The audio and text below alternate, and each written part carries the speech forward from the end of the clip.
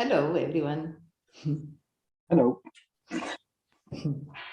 Still Hi. waiting. Okay. Hi, Vera. Hi. Sorry, I'm without a camera. That's why I only hear your voice, Katerina. Yeah, I did not enter with video because I look horrible. I just came out of the shower and I look like the Medusa at the moment. Well, now I'm curious. Yeah, it's actually interesting. Yeah, but I'm not presentable. So. Okay, we're good to go. Thank you. Great. So very welcome, everyone. It's a great pleasure to moderate today's session. A lecture by Hanno Pahl entitled Money and the Metrization of the World on the co-evolution of money, writing, and cognition. But I'd like to say a few words about SMR, as is usual, to begin with. So the School of Materialist Research, perhaps I should say I'm Vera Bühlmann, happy to chair the session tonight. So the School of Materialist Research, SMR, is an education and research collective that offers intensive study courses, seminars, special programs, and research initiatives that address the materialisms running through contemporary science, philosophy, art, mathematics, design, architecture, and politics. SMR was founded by the Center for Philosophical Technologies at Arizona State University, the Institute of Social Sciences and Humanities, Skopje, the Department for Architecture Theory and Philosophy of Techniques at TU Vienna, and the Critical Inquiry Lab at the Design Academy in Eindhoven, and serves as a global hub for education, research, and experimentation at the intersection of the humanities, social sciences, creative fields, and the STEM sciences. Our speaker today will be Hanno Pahl. He studied sociology at the University of Bremen and did his PhD at the University of Bielefeld in Germany.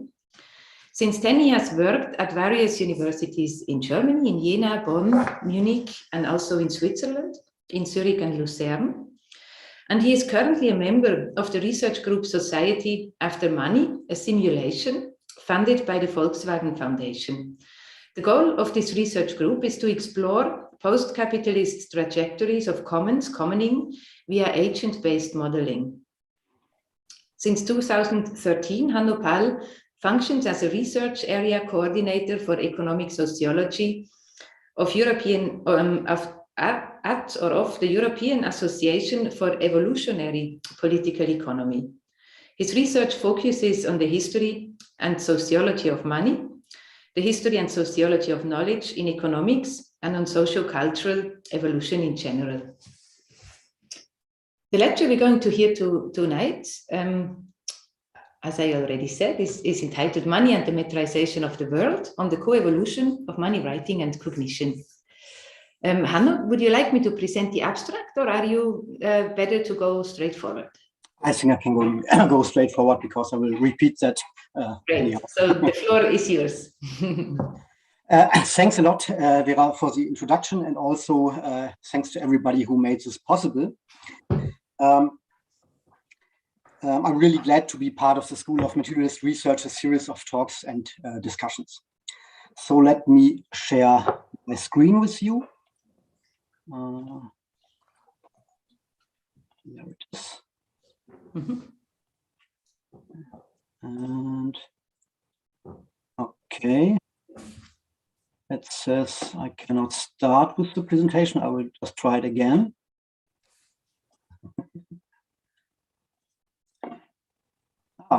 See it now? No. No. Can you see? Okay. Well, we see your screen, but we see only half of a slide, of the slide number 3. Okay. We'll stop it and try it again.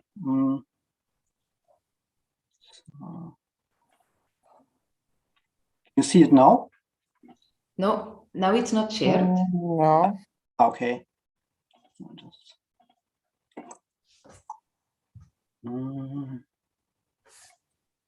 So again. still cannot go full screen for whatever reason.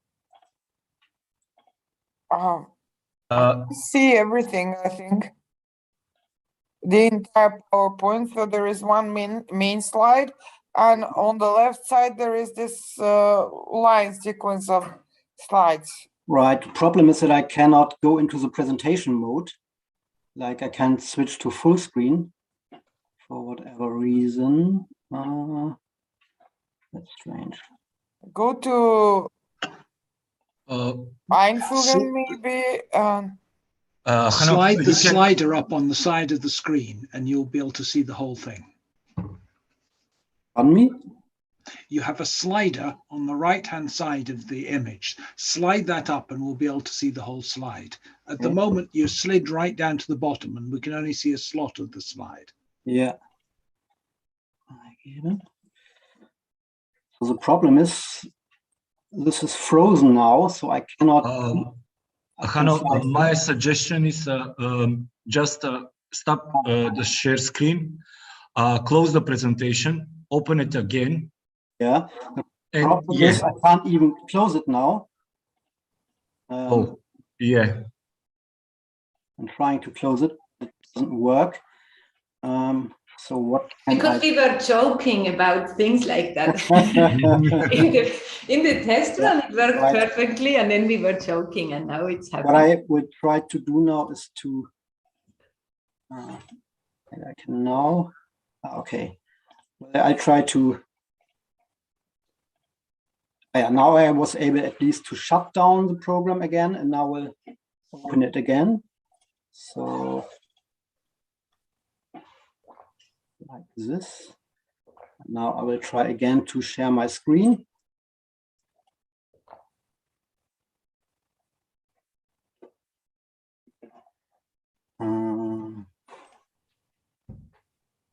Oops. Are you there? We are there. We see you, Okay. but not your screen yet. Yeah. Strange. Hanno, do you want the host to share it for you? You can send me the file if you want, then I can try. Okay. Except, wait, you are working in PowerPoint. No, I don't have PowerPoint actually. It's the open office version of PowerPoint. I don't have. But let me, for some strange reason, I think I have to just shortly leave the session and come back in again because there's some problem here. I cannot see the proper Zoom screen right now. So I have to close my browser and then join the session again and try again. This maybe should work. Okay. Just a second, and sorry for the inconvenience. It's all right. It's all right, no problem.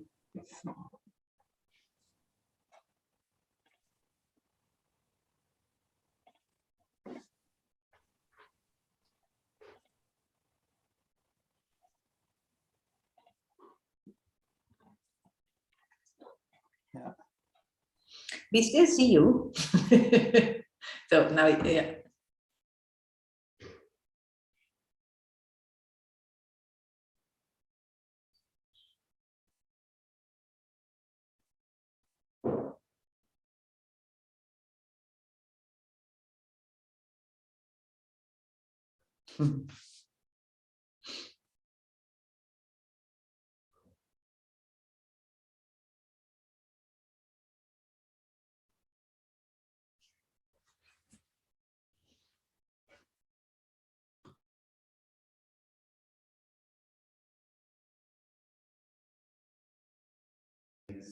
Yeah.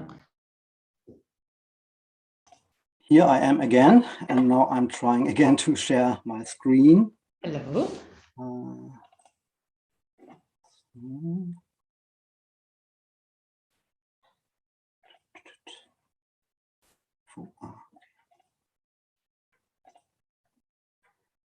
Now it says the host has deactivated. Yeah, you're now the co-host. Yeah. Yeah. So,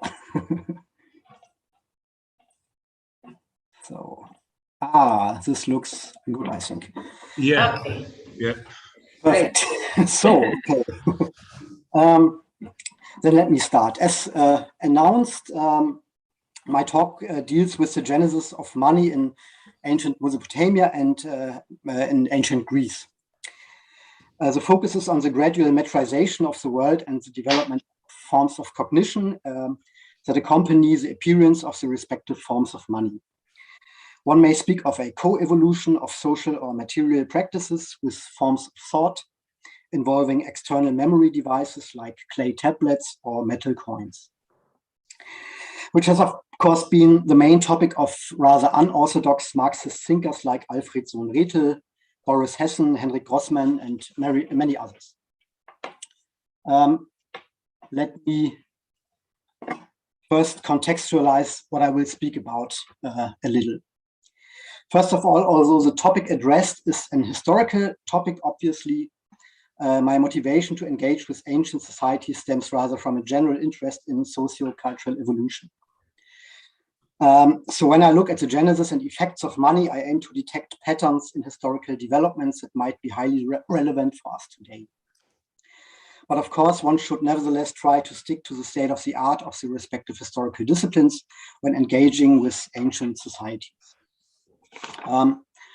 Formally, my work overlaps with or is part of the sociology of money, how you can find it, for instance, in the works of Geoffrey Ingham or in Germany or Switzerland, Axel Paul. In my opinion, the sociology of money is rather strong in that it oftentimes takes a long-term perspective on the development of money. This was also to a certain degree typical for classical sociological approaches like those of Karl Marx, Max Weber, or Emil Durkheim.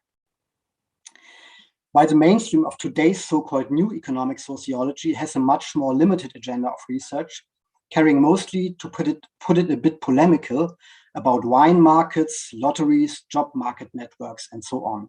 Rather boring stuff, if you ask me, at least in the way it is treated by NES protagonists. So my intention in this regard is to overcome the obsolete paradigm of today's mainstream economic sociology and to go back to the more ambitious undertakings of the classics. But this does not mean to simply return to Marx or to Weber or to Durkheim, but to update the universalism that was inherent in their approaches with modern science.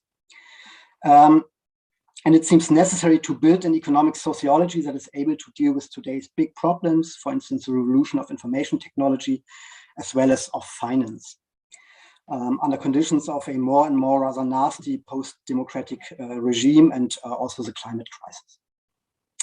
This brings me to a second point. This concerns the question how to address the development of forms and functions of money. Yes, I would say money and corresponding forms of economic organization were and still today a major driving force of socio-cultural evolution. Here I'm a rather orthodox Marxist, I would say. But this should not lead us to a simple model of basis and superstructure. It is more fruitful, I will argue, to reconstruct the development of money within the broader framework centered around a sociogenesis or genealogy of abstraction unraveled from a cultural evolutionary standpoint. This then includes questions of how abstractions lead to an ongoing metrization of the world, enabling ever more and deeper processes of niche construction, environment making, or the transformation of nature into second nature. Here my work overlaps a lot with eco-Marxist thinkers like Jason Moore, for instance. So the roadmap for my talk today is as follows. I've prepared a somewhat tight presentation. In approximately the first half of my talk, I will look at ancient Mesopotamia in some detail. Originally, I planned to look at both Mesopotamia and Greece rather at length, but I figured out later that this might not work so well, so I changed my plan a little. In the second part, an excursus about Alfred Sohn-Rethel and his concept of real abstraction will, as a kind of shortcut, lead our attention to Greece.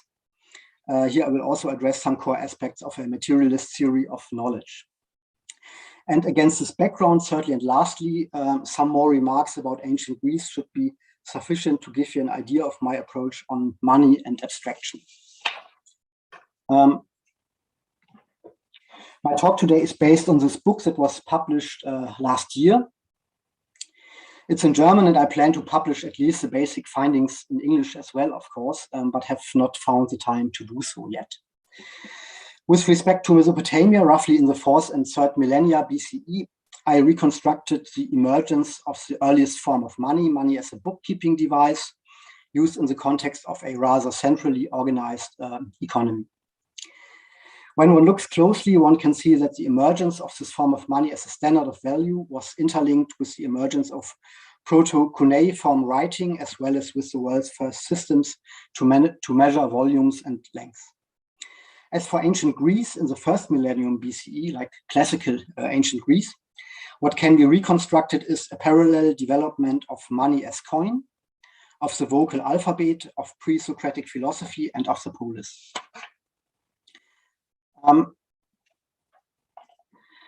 As a starting point to make sense of these strange co-evolutionary developments, I would like first to refer to a rather obscure German thinker, Oswald Spengler. Spengler was a conservative philosopher of the Weimar Republic who worked out a somewhat metaphysical, cyclical theory of cultural development. In Spengler, to cut a very long story very short, you can find uttermost interesting insights as well as very idiosyncratic nonsense. I read the quote on the slide. Who amongst them realizes that between the differential calculus and the dynastic principle of politics in the age of Louis XIV, between the classical city-state and the Euclidean geometry, between the space perspective of Western oil painting and the conquest of space by railroad, telephone, and long-range weapon, between contrapunctual music and credit economics, there are deep uniformities. Spengler leads our attention to similarities in the modes of abstraction that we can find in various historical societies or civilizations. He assumes that there are deep uniformities, Formzusammenhänge in German. Spengler was interested in the fact that in very different social areas, for instance, art, the military, technology, government, economy, etc., similar forms of abstraction can be identified. By means of these deep uniformities, according to Spengler, societies can be historically distinguished from each other and also put in relation to one another. I'm not so sure it's a proper translation of the German Formzusammenhang, but it's the official translation. Probably a better translation would be something like similarity or correspondence of phenomena. But yeah, nobody knows. There are two major works that try to make sense of Spengler's insights about deep uniformities in modes of abstractions without buying into his some more obsolete metaphysics. The titles of these major works are on the screen. Unfortunately, both publications are only available in German. Arno Bammé and Davor Löffler both are inspired by Spengler's intuitions regarding deep uniformities. And I recommend the text by Davor Löffler on distributing potentiality. It's also on the slide if you would like to get an idea of the core of this line of research. So Davor presented some of his findings in June last year with the School of Materialist Research, and he participates today as well. To give you an idea, here is a chart also made by Davor, and he distinguishes 4 general stages of civilizations: early high cultures like Egypt or Mesopotamia, then the so-called axial age cultures like ancient Greece or India or China, then modernity, the so-called, or what some people called the European miracle, and finally the contemporary global technological civilization. Please note that this is not about teleology.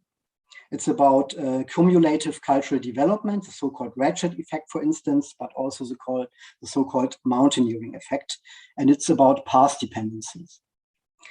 To put it into a slogan, one could say development has no telos or goal, but it certainly has a direction.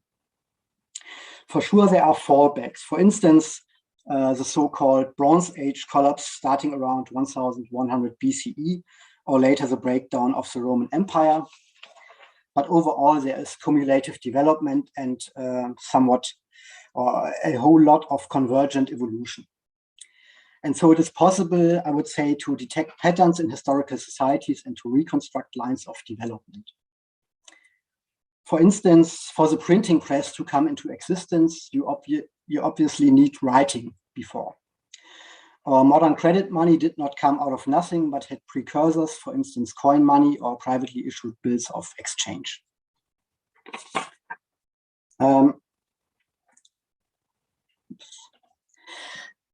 Before I will come to ancient Mesopotamia as my first case, let me mention very briefly some backgrounds, which of course you might already know. Probably you are familiar with the works of the Marxist anthropologist Gordon Childe, who has coined the terms both Neolithic revolution and also urban revolution. The Neolithic or agricultural revolution took place first in the region of the Fertile Crescent and somewhat later in other regions of the Old World, so-called Old World. In close connection to this, we have the emergence of states and cities, what we now call the early high cultures or civilizations. The slide depicts the first four major civilizations in the Old World: Mesopotamia, Egypt, the Indus Valley region located between today's Pakistan and India, and finally China. And more or less the same happened later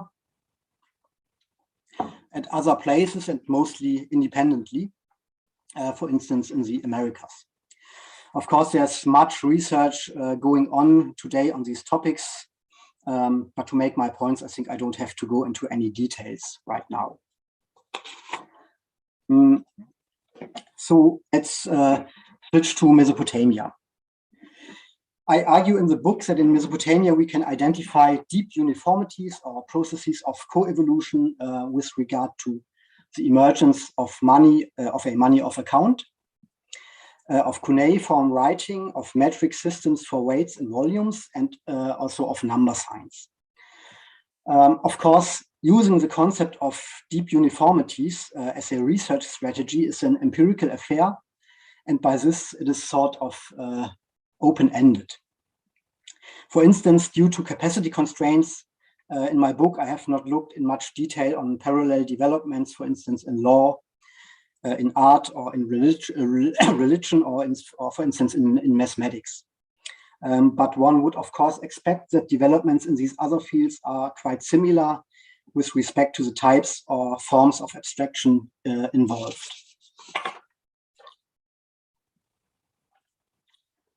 You can see a reconstruction of Uruk or Uruk, the world's first major city, around 3,500 years BCE. It inhabited as early as in the 4th millennium BCE up to 40,000 people or inhabitants on an area of 100 hectares roundabout. One can see monumental temple architecture and various different districts. The backbone of the Mesopotamian civilization was a hydraulic management system. Pretty much as in Egypt, the early Mesopotamian civilizations were characterized by a specific, highly unusual settlement pattern that mainly followed river courses. So the civilization was concentrated in strips just 1 or 2 kilometers wide, but up to 100 kilometers long. Outside this cultivated strip was mainly desert. The two main economic forms of organization in Mesopotamia were redistributive temple economies on the one hand and small village communities based on subsistence farming on the other hand. Now, what is interesting, of course, is that money entered the stage of human development not as coin and not via market exchange, but as money of account, as a bookkeeping device of the temple economy. I'm referring here mostly to the works of archaeologist Denise Schmand-Besserat, but please note that a lot of research on this topic has also been conducted at the Max Planck Institute for the History of Science in Berlin. On this slide, you can see various Mesopotamian bookkeeping devices made out of clay. The so-called plain tokens you can see on the left appeared very early before the rise of state power and huge cities. They made it possible for the headmen of agricultural communities to control the pooling of communal goods and their redistribution. Here you can see them somewhat better. These tokens are small clay figures that were assigned to certain goods in a 1-to-1 ratio, depending on their shape. One stood for a certain amount of grain, the next for sheep, the third for jugs of oil, and so on. The clay figures have predominantly geometric forms, cones, spheres, discs, cylinders, tetrahedrons, etc. A few clay figures had also naturalistic forms.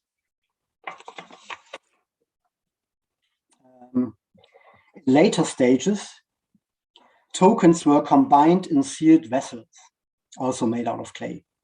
That new system responded to the needs of a redistributive economy with an official juridical sanction of the local exchange of resources. For example, a farmer or village representative who had to provide a sheep to the temple 4 times a year and delivered it on time could be given a kind of receipt in the form of 4 sheep counting stones. This receipt was not given to the village representative, but was enclosed together with other tokens in a clay vessel, sealed by the taxpayer and the recipient, which remained in the archive of the temple. So it was a kind of memory technique for liabilities. The next step in the development was to press the clay tokens onto the outer wall of the vessel before it was sealed. This meant that the vessel no longer had to be smashed to find out its contents. Initially, the notations imprinted on the outside were merely a supplement to the contents of the vessel. But eventually, the imprints displaced the clay figures and attained an independent meaning. So this was the first ever form of proto-writing. 3-dimensional hollow clay vessels with enclosed clay figures were replaced by 2-dimensional clay tablets with imprints. As Denise Schmand-Besserat puts it, I quote, "Whereas the markings on envelopes repeated only the message encoded in the tokens held within, the signs impressed on tablets were the message." Let's take a short look at the tablets. The surface of the clay tablets could be structured so that characters inserted at different places could be separated by their placement already. In this process, for example, qualities were separated from quantities. A drawn circle with a cross was used to indicate sheepness, and impressions looking like pictures of small and large cones and spheres were used to indicate the number of sheep. These accounting tablets are not simple lists, but written documents that follow a specific syntax. However, the syntax is not a linear narrative syntax in the sense of sequences of words and sentences, for instance, but rather resembles modern functionally specific document types or storage media, like punched cards, clearing checks, or even balance sheets, or many other formalized data carriers. Let's go one step further and look at the development of number signs a bit more closely. The ability to perceive limited quantities and to distinguish between quantities is already found in non-human primates and other mammals, as well as in some birds. Even small children are able to do this, so that it can be regarded as certain that basic practices of counting are independent of language and writing. One can call these forms of counting non-symbolic numerosity. Next, in the archaeological record of our species, we find under the remains of already anatomically modern humans so-called tallies on notched wood or bones. These findings reach back to 35,000 years BCE. Maybe earlier tallies will be found in the future. They made possible a kind of concrete counting without metric numerical notations already being available. Let me read the quote on the slide. Tallies that notate quantities serially using one mark for each object, however, are distinct from numerical notation. They are serial records of an ongoing enumeration activity rather than a final cardinal count, as for instance in the Roman 15 or XV.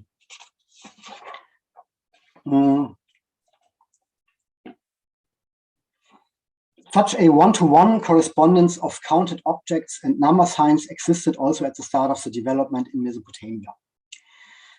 For instance, 1 jar of oil was shown by 1 ovoid, 2 jars of oil by 2 ovoids, etc. From about 3100 BCE onwards, more abstract number signs are found for the first time. Combined tokens for a certain good are combined with signs indicating its number. The former one-to-one correspondence is replaced by a new kind of abstraction. I will read the second quote on the slide. The sign for jar of oil was preceded by numerals, signs for 1, 10, and 60. The numerals were indicated by the former signs for measures of barley carrying a new abstract meaning. The impressed wedge stood for 1, 10 was an impressed circular marking, 60 was a large wedge. So one can say that a single system, or a single sign system, is replaced by 2 complementary classes of sign systems. One sign system is used to designate different objects and the other to designate quantities. At this stage, the number symbols were not yet applicable to anything at all, as in the case with cardinal numbers. The numbers are concrete in the sense that there are different sets of numbers representing different commodities. 3 sheep are symbolized by 1 token, but this token is specialized in that it can represent only 3 sheep. 3 jars of oil can be represented by 1 symbol alone, but it can represent only 3 jars of oil. So each system depended on the products to be counted or the quantities to be represented.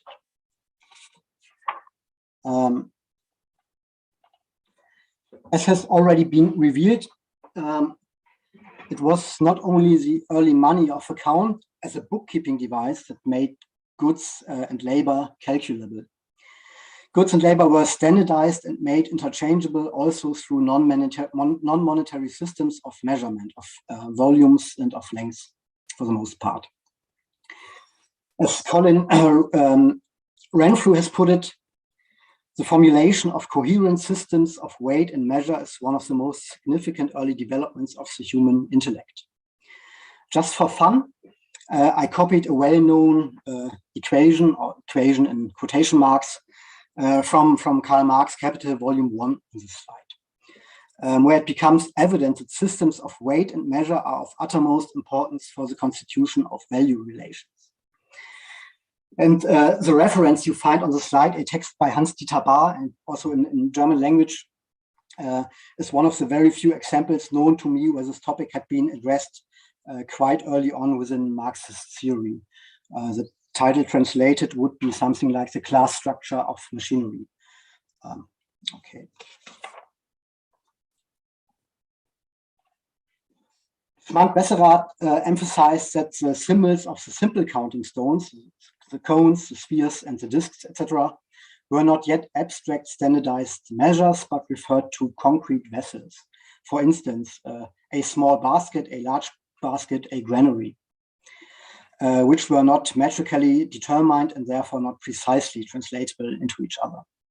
This is comparable to informal units of measurement still used today, such as 1 cup of sugar, for instance. The situation changed with the transition to complex counting stones and accounting tables.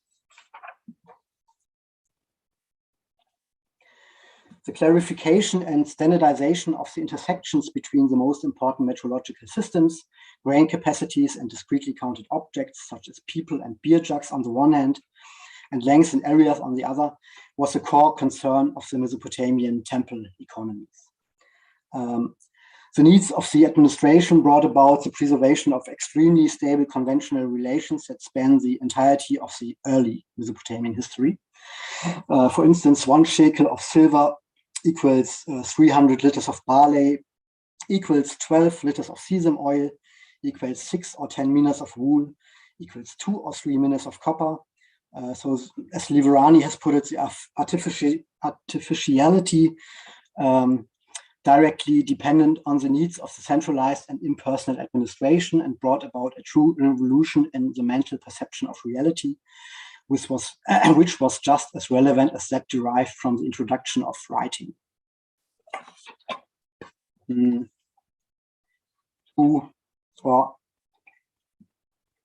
Let me very briefly and roughly contrast these beginnings of a metrization in Mesopotamia with the non-metric worldview of hunter-gatherer cultures. A classic on this is Christopher Hall-Pike's book on the foundations of primitive thought. Please note that primitive is not meant as a dismissive term in Hall-Pike's use. He simply follows the lines of Jean Piaget's stage model of cognitive development. However, Hall-Pike does not suggest that hunter-gatherers are, for instance, childlike or inferior to us in some other way. He just points to the fact that the ecological niches they inhabit and the cultures they live in create other modes of cognition. The example I would like to pick from Hall-Pike concerns concepts of space and time. I will also now read the quote from the slide.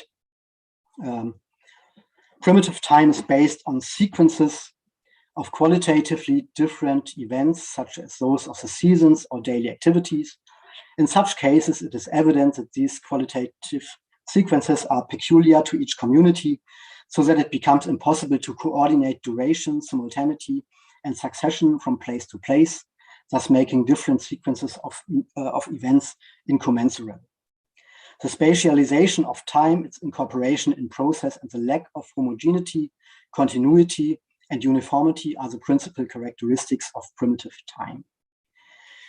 And in contrast to this, in Mesopotamia, the development toward metrization quickly led to topological maps, for instance, and also to calendars, dividing space as well as the flow of time into units that suited administrative needs.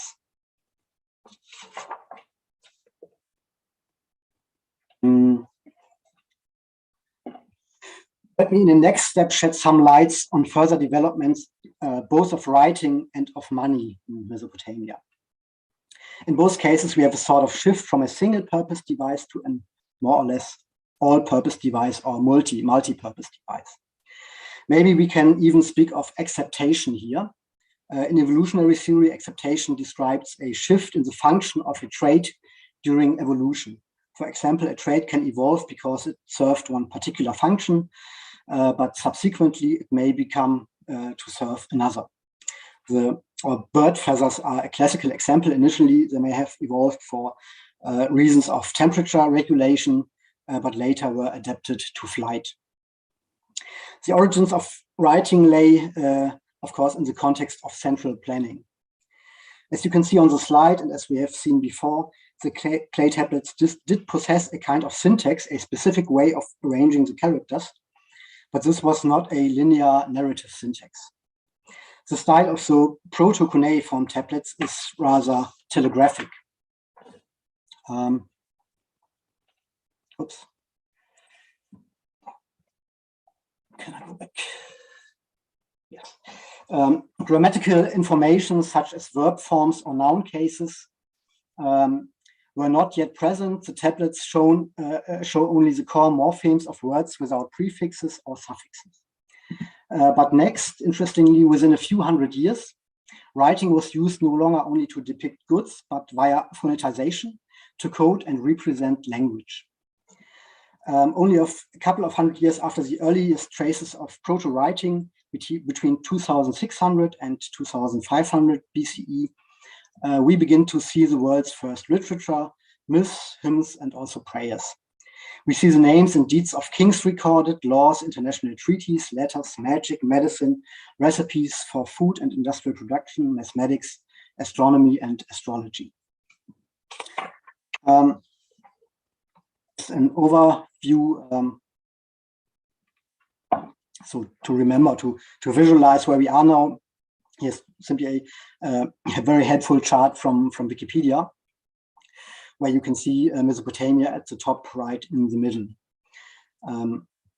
The term cuneiform, if you don't know, stems from the technique used to press signs in clay with the help of a stylus, usually made out of reed. I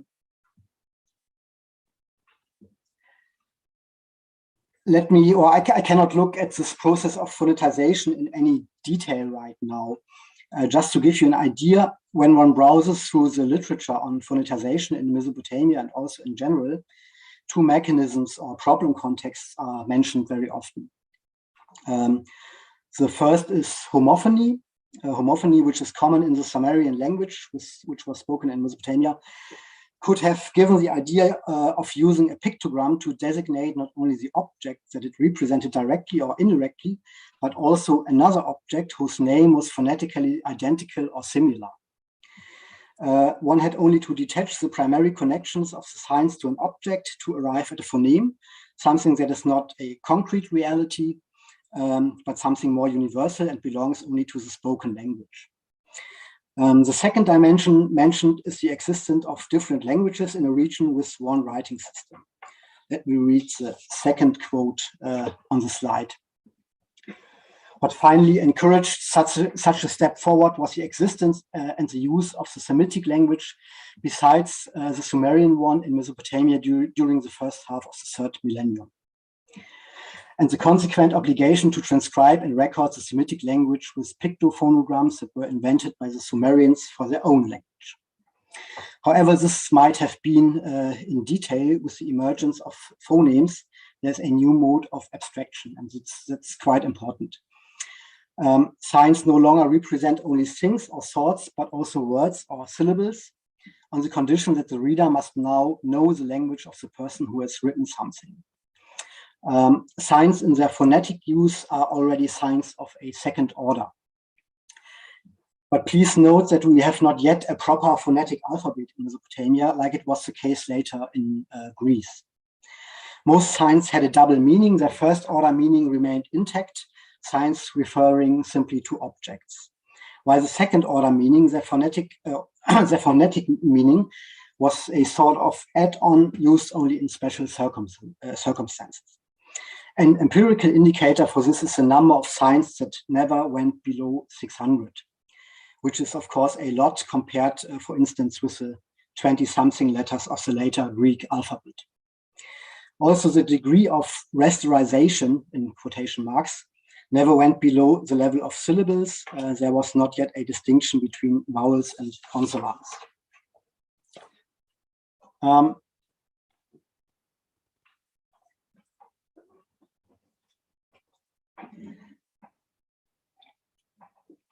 When we take a look at the development of money functions and money forms in Mesopotamia, we can very broadly distinguish between two stages or phases. First, the original temple economies, dating back to around 4,500 or 400 BCE. And second, various later developments starting around 2100 BCE. In the original temple economies, there was, as outlined, a money of account. The temple administration used this bookkeeping system to keep track of its operations, writing down obligations, stocks, etc. Value in this system did not physically exist, embodied in a medium or carrier, besides the clay tablets, of course. The embodiment consisted of entries comparable to entries commercial banks, for instance, use today. Value, or better, wealth, was stored in the form of staple goods coordinated by the temple administrations. Furthermore, there were next to no internal markets. The goods of daily use were received without handing over a valuable object on the side of the recipients. Instead, it was written down how much of a particular good, for instance, ale, a person received. A sort of debt list or slate was created and updated. At harvest time, these debts could be settled, but with various goods, such as barley, for instance, without the need for a materially embodied general equivalent. The use of silver was limited to long-range trade, either in the form of what is called hex silver, or in the form of silver bullion. In both cases, the silver had to be weighted. There was no circulating medium that integrated all those functions associated with later forms of a money, or so-called money proper. This changed gradually, beginning around 2100 BCE, but without ever leading to a coin money. There was more economic activity for sure that we would label today with a concept such as private. There emerged, for instance, family-run trade houses. There were more internal markets. We had, to a certain degree, private debt relations. But still, we find no circulating medium that integrated all those functions associated with later forms of a money proper. Let me now relate what was said until now to the well-known, or at least in some circles, well-known theory of Alfred Sohn-Rethel and his concept of real abstraction. To give you some background information, Sohn-Rethel's theory stems mainly already from the 1920s and 1930s. However, it gained broader attention only in the 1970s and early 1980s.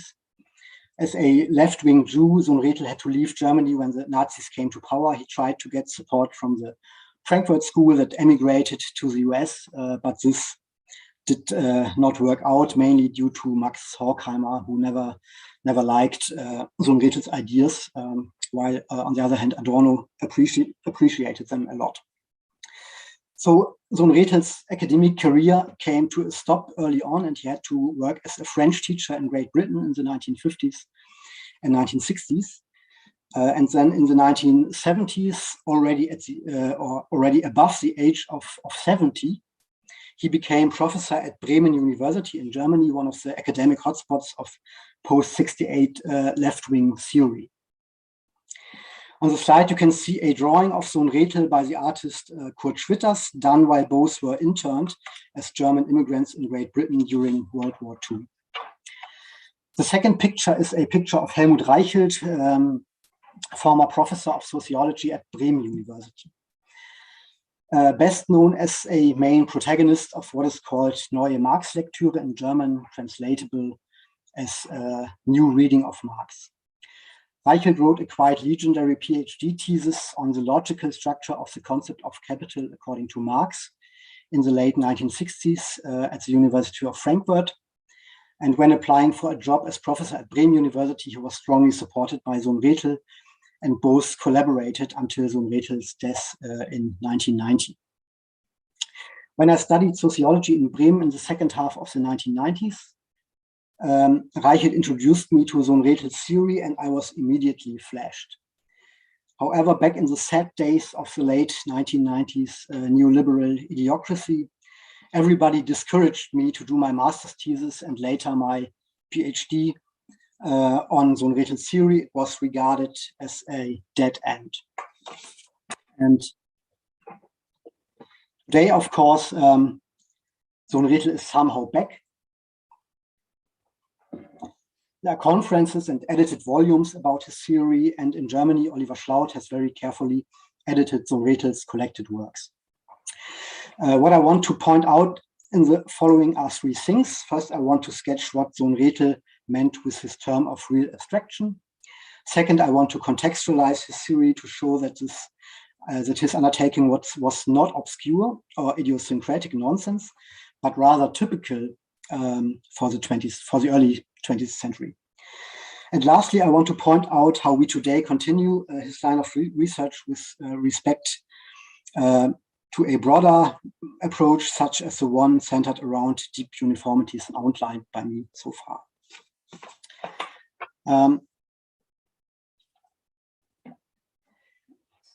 So what is, in a nutshell, Sohn-Rethel's theory about for those of you who are not familiar? Let me read the rather long quote on the slide by Peter McLaughlin and Oliver Schlaut. The term real abstraction was brought to currency by Alfred Sohn-Rethel to describe the fact that in the exchange of goods, people actually, but in general not consciously, abstract from the use value of the commodity which they trade away. The commodity is, so to speak, frozen into pure quantity and immutable substance. Even if the people involved in the exchange of goods are not conscious of the abstraction from the commodity's use value, the abstraction still constitutes an objective feature of their actions. In this sense, the abstraction is real as opposed to being effected merely in thought. This phenomenon is of philosophical importance, according to Sohn-Rethel, because he holds the real abstraction, once the exchange of goods becomes a widespread practice in a society, to impose a certain view of the world on the members of the society.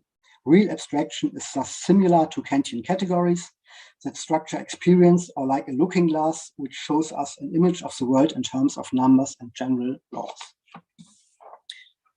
The mechanism by which the real abstraction that takes place in exchange is translated into categories of thought, McLaughlin and Schlaut add, however, remains mysterious, as has been noted by many critics.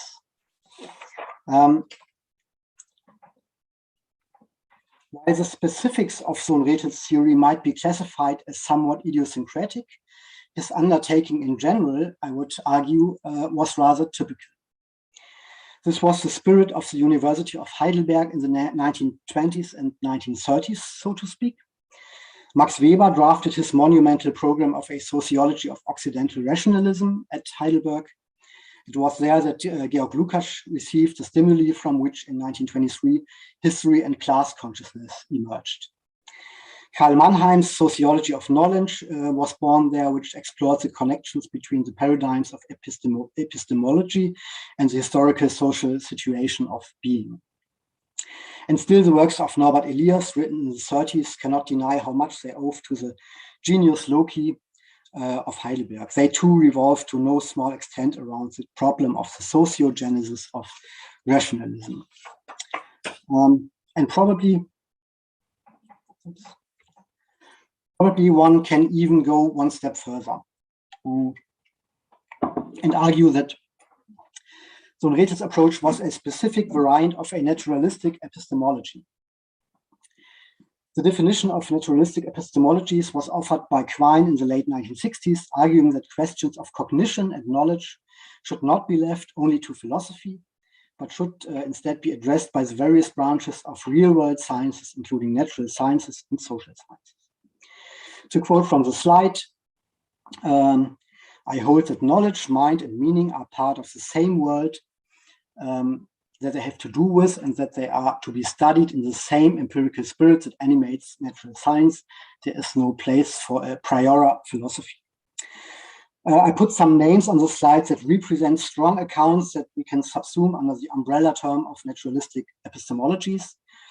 As you can see from their dates of birth, they more or less belong to the same generation. What these thinkers have in common is that they addressed questions of knowledge and cognition in terms of empirical science. What differs is the respective form of naturalization. Piaget refers to ontogenesis, Lorenz to biology and behavior, Reichenbach to physics. Most of them also referred to Kant's idea that human cognition is structured by a priori categories or forms of thought. And while Kant was not really able to answer the question why human thought is structured the way it is, and how forms of thought typical for Homo sapiens developed over time, the mentioned scientists tried to answer these questions referring to various branches of real-world science and the empirical insights. So how to proceed with Sohn-Rethel's approach under today's conditions? I hope that I have given you already implicitly an idea by sharing some of my findings on Mesopotamia. The concept of real abstraction as outlined by Sohn-Rethel should be regarded as a special case of a broader research agenda. My approach has been informed by Spengler's concept of deep uniformities that was already successfully put to work and extended by Arno Bammé and Davor Löffler, as I have outlined at the beginning of my talk. While Sohn-Rethel's perspective on real abstractions or on the relationship between social synthesis and cognitive synthesis is quite narrow, focusing only on money and exchange without, for instance, looking at parallel developments in writing or other forms of abstraction, The comparative approach enabled via the concept of deep uniformities might be a better core concept for a materialist approach relating forms of social organization and forms of thought.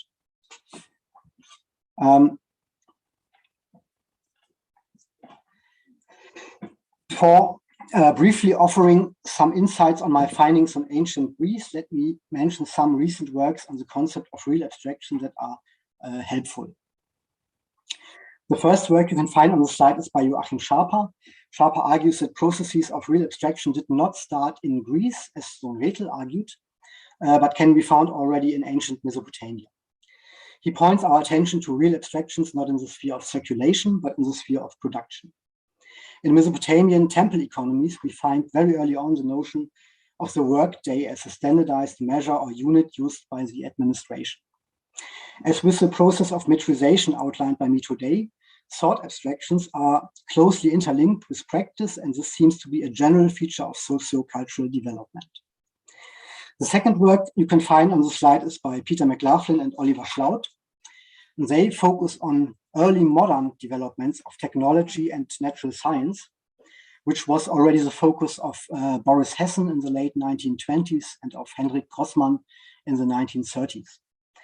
The argument is that the development of mechanical technology was the basis for the subsequent emergence of a science of mechanics. McLaughlin and Schlaut argue that they are, in a sense, abstract notions embodied in technology as such.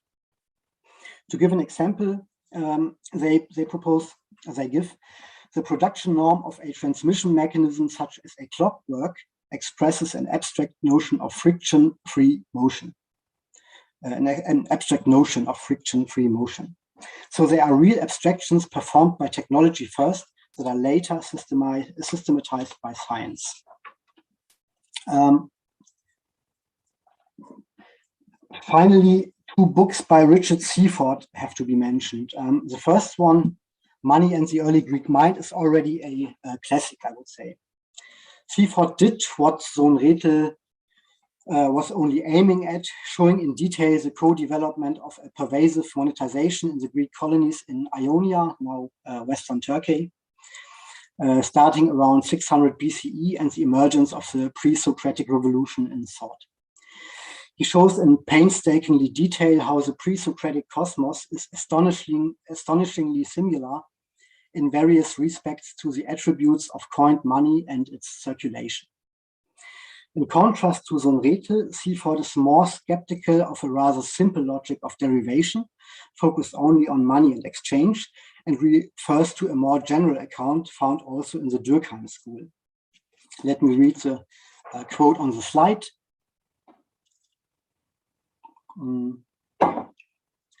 Like all representations of the cosmos, pre-Socratic philosophy attempts to discover order and uniformity underlying apparent chaos. And like many such representations, it does so by attempting to know and explain what it cannot know and explain, and so involves projection of the familiar onto the unfamiliar, a very general phenomenon. In his latest book, The Origins of Philosophy in Ancient Greece and Ancient India, Seaford supports this approach with a comparative perspective, thus contributing to the debate about the axial age. He shows that parts of northern India were subjected to a huge process of monetization around the same time the Greek colonies in Ionia were.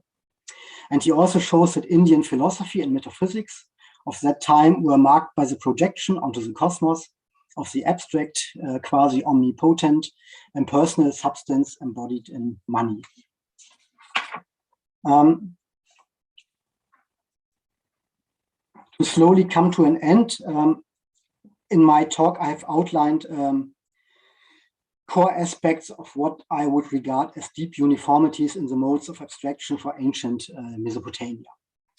For ancient Greece, as an axial age civilization, I also proposed deep uniformities in my book, following the research of Arno Bammé and Davor Löffler. In the book, I focused on 4 core components. Money as coin, the phonetic alphabet, pre-Socratic philosophy, and also the polis.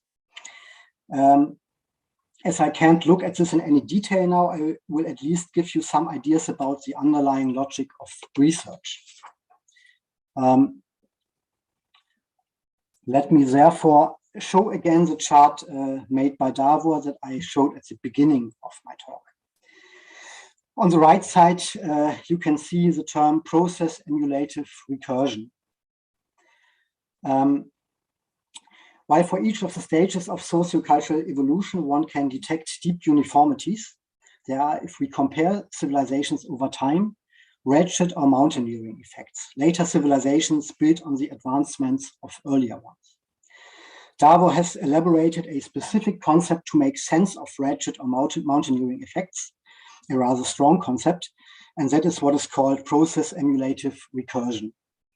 Process emulative recursion means that socio-cultural development or evolution proceeds by an abstraction of formally institutionalized abstractions that are integrated into a higher cultural process.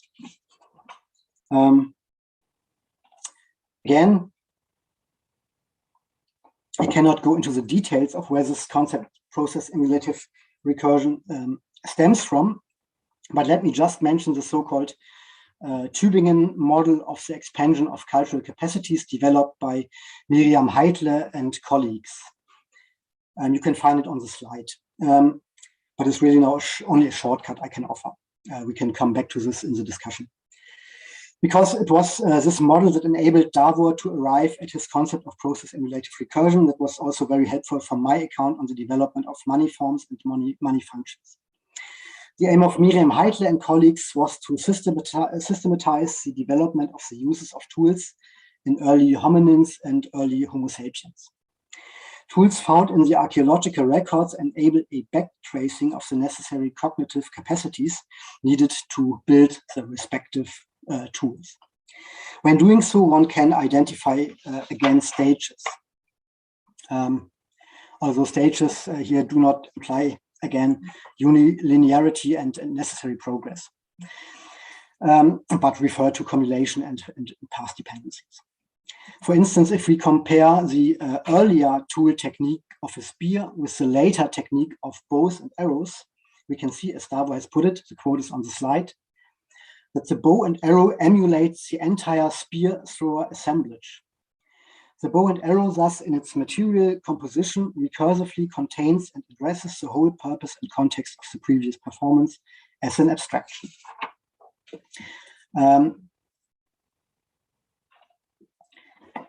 If we compare ancient Greece as an axial age civilization with Mesopotamia as an earlier civilization, we can see a higher order of reflection in many areas. This is well known. For instance, let's take the realm of politics. In Mesopotamia, social hierarchies were formed and stabilized, enabling collectively binding decisions via power. In Greece, this order of rule was preserved, but became somewhat reflexive in the specific form of governance, the polis. The shaping of the political order was seen as changeable by human beings. Or let's take the dimension of worldviews. While in Mesopotamia, mythological frames were taken as given and not up to debate, the genesis of philosophy in Greece generated new degrees of freedom in thinking about the political order as well as about the cosmos. By laying out the logical foundations of argumentation and justification in a more dialogical and public manner, the arbitrariness of both gods and secular rulers was limited and their actions became more subjected to justification. Now, in what respect can we regard Greek coin money as a medium of a higher order compared to the situation in Mesopotamia? Can we say that there is process emulation at work? As I argued with respect to Mesopotamia, there was no circulating and unified medium that integrated all those functions associated with later forms of a money proper. The various functions of money we take for granted today as a standard and measure of value, as a means or store of wealth, and as a medium of exchange can all be found already in Mesopotamia, but they were not embodied in one material device. And this changed with coined money. For instance, if you compare the earlier silver bullion used in long-range trade with later coins, it turns out that the token stamped on the coin substitutes the process of weighting. It integrates the functions of measure and of store of value and of a discretely circulating amount of value. And also the nominal value stamped on the coin dominates the material value of the coin, its metal value, except in crisis or in the case of payments outside the coin's area of validity, of course. In the latter case, the coin functions simply as valuable metal. On the basis of this new medium of the coin, that process emulates and by this integrates and rationalizes formerly less coupled functions of money, the degree of commensurabilization rises and enables new forms of economic organization.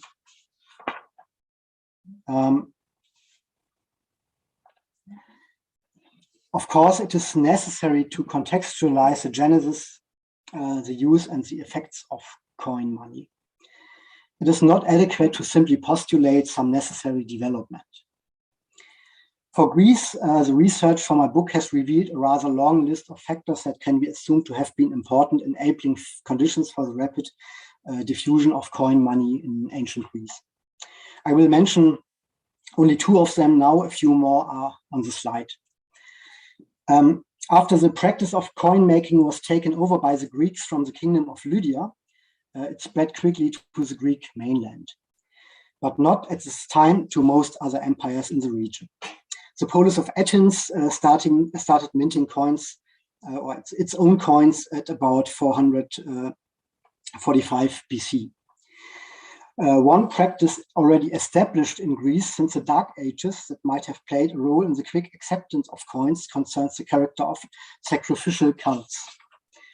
The substitution of sacrificial animals, especially oxen, by iron skewers already implied a process of abstraction from concrete objects into symbolic substitutes. So most Greeks were already familiar with this kind of symbol. A second supportive context for the success of coins can be seen in the establishment of a written law and the metrization of social relations. With Solon's reforms, standardized punishments were established for various offenses. These punishments were based on the severity of the offense and no longer according to the respective social status of victims and offenders. The penalties were, even before the introduction of coined money, set in amounts of drachma. Drachma at this time was a weight unit referring to quantities of silver. So here again, we have some kind of fit. Forms of abstraction in different social realms intertwine or gear into each other. And this research program is, of course, not limited to ancient societies. One can also backtrace, for instance, the origins of modern capitalism via a history of abstraction. Starting with double-entry bookkeeping in northern Italy in the 15th century, and then with various stages to probably the establishment of the central bank of first central bank of the world, the Bank of England, and then later to the Industrial Revolution. So to come to an end with this very nice picture, zooming in closely to Mesopotamia or Greece in my account is not so much a contribution to classical and ancient studies. I regard it more as an empirical continuation of historical materialism on the basis of the current state of research in various disciplines, which is, of course, a project way too big to be carried out by only a handful of researchers. But what can be done is to outline and empirically underline a better core for an historical materialist account. Contrary to orthodox variants of historical materialism, a term, by the way, that Marx himself never used, the assertion that being determines consciousness is reframed as a dialectic of real abstractions and forms of thought. Their interplay, such is the main assumption, lies at the heart of socio-cultural development. So thank you very much for your patience, and I'm looking forward to the discussion.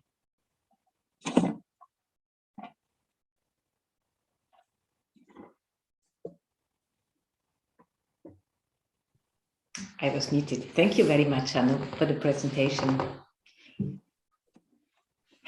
Yeah, I think there probably are many questions. Who wants to start? Yes, Joachim Schappe.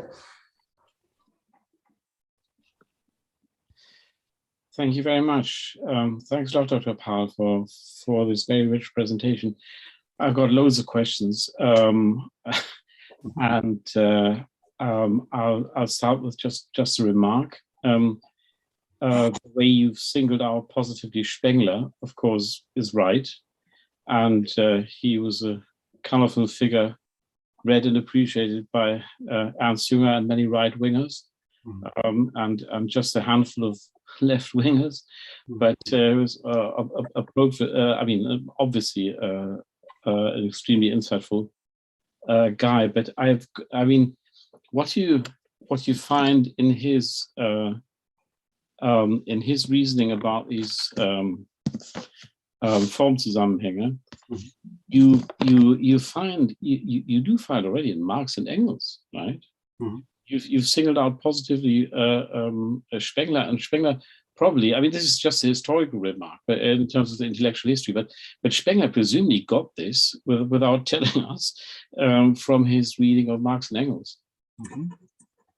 Any views on that? Yeah, thanks. That's interesting. I came across some of these remarks by Marx where he asks, for instance, would be Greek tragedy, would it be possible today? Like comparing over time societies and asking, okay, would it be possible? I have no idea whether Spengler got this idea from Marx. Might be the case of him. Would be very interesting. Yeah, and what I seen in Marx, that on the one hand we have this very straightforward historical materialist Marx saying that cultural development is somehow technologically determined, which of course makes sense. But on the other hand, we find many more playful arguments by Marx asking about how does art relate to technology? How does even the printing press relate to everything? Is already there in Marx. It's very interesting. Yeah, but I had no clue that whether Spengler might have taken these things from Marx. And with Spengler, of course, it's such a strange figure. It was interesting for me to read his biography, to see his relationship with the Nazi regime, and he was like really an outsider and what we would today call a nerd. I think that's for sure, and I think it's fantastic. The wealth of ideas you find in his work. On the other hand, you have this idea of cycles, and he compares the civilizations to human beings or to the seasons of the year. And so that is not very helpful. And I have not read, I think there's one last manuscript he worked on before his death, where he more or less turned to a more general theory of socio-cultural development. That might be also interesting to look into. I have not done. There's also, I think there's one thing, if I may add that, there's one thing which it's not taken seriously enough what influence Engels' dialectic der Natur people. I think that would be my hunch that that some of that inspiration came from Engels' dialectic der Natur, which really is an extremely fascinating piece of work which has been totally neglected. And which has exerted a sort of underground influence across the ages, really. Yeah, okay, that's interesting too, because like my primary academic education was with Reichelt and with Neue Marx-Lektüre, new reading of Marx, and also there, Engels was really persona non grata. Yeah, because he made some things wrong with political economy, but there was a strong tendency to dismiss Engels totally, and that was obviously, as I see today, an error. Yeah. Yes, and the dialectic der Natur, that's a work of genius, because it's a fragment and everything, but he tries to integrate the whole thing. Dialektik ist die Lehre des Gesamtzusammenhangs. you know, it's totally undervalued by later people, even in the Marxist tradition. I mean, Lukács said at some point in the 60s, I think, was it in the introduction to Geschichte und Klassenkampf, the republication of that in the 60s, and Lukács, I think, there says how totally he underrated, stupidly, Engels's Dialektik der Natur. Mhm. If I may have I have questions later as well, but I'll shut up for now. Good. We have two questions, Iris and then Coco. Yes, thank you, Vera, and also thank you, Hanno, of course, for your talk. I have a question about interdisciplinarity and your basically it's basically a question about how your notion of deep uniformities it kind of informs your take on interdisciplinarity, because at some point you talk about commensurabilization, you know, it's a difficult word, whereas in interdisciplinary contexts, we also talk about incommensurability, and we talk about the fact that there is a pluralist, there's like pluralist epistemologies that do justice to, you know, the various forms of difference, you know, with the capital D, diversity, differing. So, and then still talking about one world. So I was just, yeah, basically my question is about your notion of interdisciplinarity and to what extent it's informed by your reading of Spengler. Yeah. Yeah. Okay, thanks. Somehow, I mean, Spengler's, I was fascinated when I read this quote by Spengler on deep uniformities the first time, because I think, okay, this might be a good sort of search engine. And what Arno Bammé had started to do was put it more into a positive research program, and then Davor continued this and did it a lot more systematically. For me, it's helpful to somehow get the full picture. For instance, at first I was very naive. I mean, I'm a sociologist. I never did proper historical work. So when I engaged with the origins of money, I thought, okay, let's do this. This is easy. We'll just look at the historical data, and then we see how things worked out. And then I pretty early figured out that the ancient economy is a sort of academic battlefield, because it's so much divided into at least two schools: the so-called formalist school, which is basically neoclassical economics projected back into history, and then the Polanyi school, the substantialist school, which is a lot more political economy-like or sociological-like. And when I researched all this stuff on Mesopotamia and on Greece, I found valuable insights in both of the schools' work, in the empirical work. And the more I read, the more I decided I don't care to which school they belong. If they are telling interesting stories, or if they are presenting interesting interpretations of facts. And with this background, I thought it very helpful. Or I think that the main problem with economic history is that they have a rather limited focus on economic development, not taking cultural developments into account, not taking media developments into account, or if they do so, only from a very restricted position. So in this case alone, this concept of deep uniformities was simply helpful for me as a lens. And with right now, I'm trying to work on the next book, which will lay out pretty much the same frame of research, but we'll start with double entry bookkeeping in northern Italy in the 14th, I think, century, and then go to like modern capitalism, which is, and this is a period like early modernity, which is in sociology usually regarded as a shift from hierarchical differentiation to functional differentiation, like Luhmann or Parsons. And I think that functional differentiation is quite a valuable concept to theoretically describe or conceptualize this process of modernity or modernization. But on the other hand, it's in many respects too straightforward and not so detailed enough for historical investigations.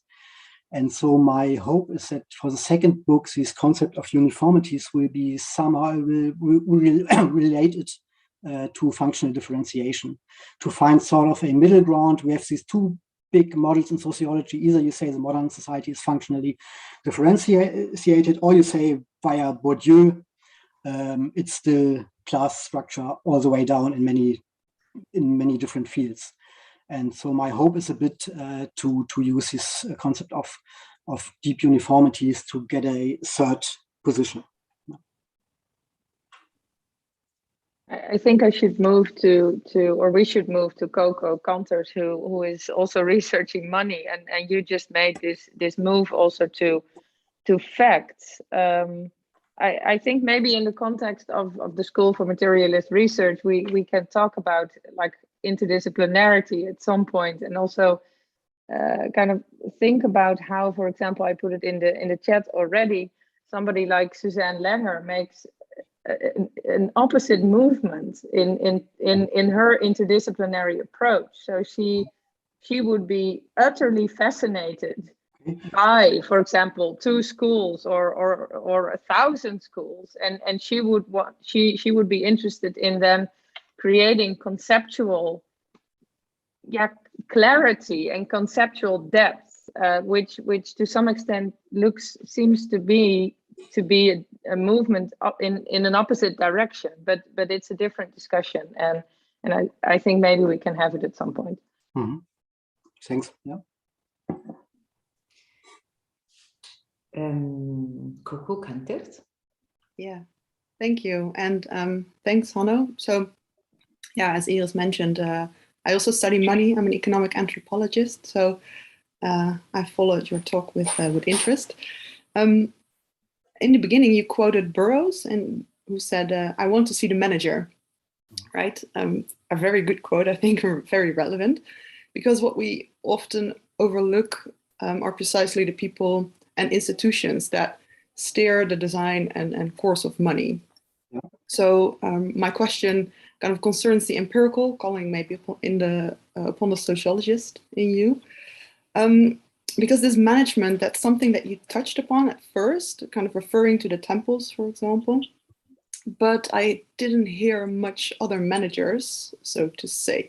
And that can be dangerous in such a narrative, because then we might interpret this historical social events and developments as natural evolutions, right? So I wonder if that's also part of the research, and if you could touch upon some more key figures or institutions that were instrumental in the process of monetary development that you narrated. Mm-hmm. If you do, yeah. Yeah, thanks a lot. Yeah, I touched on this topic in the book, of course, and left it more or less completely out today due to reasons of focusing on these abstraction, this course of abstraction, which is also some kind of risky somehow. Davor used in his books the term informational elites to describe the people organizing societies. Like, for instance, in Mesopotamia, the priests were a very important caste, and as it changed a little with respect to Greece, where you have these polis citizenships, or citizens of the polis. And of course, you have certain carriers. And for instance, when you ask the question, who was able, even after the invention of writing, who was able to read and write? These were only very few percentages of each society, like the informational elites. And in Mesopotamia, as well as in all the early high cultures, this was a very small segment of society.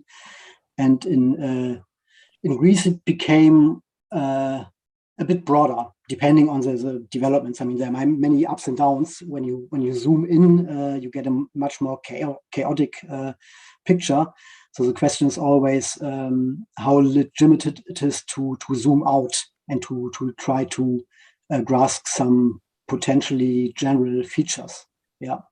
But I would say that informational elites are probably a very, very prominent factor in this sort of history, like the building up on abstractions. And later, of course, scientists also played a role like this. In the book, I touched on it on various occasions, but really only to a minor degree. For instance, also the class structure would be very interesting to look at. But also you have the problem, you might know that the written documents or the written histories, for the most part, of course, history of the elites. So right now there are some works on slaves, for instance, and how they, so to speak, experience their lives. But it's not so easy to get these kinds of data because it was usually not written down. Yeah. Thank you.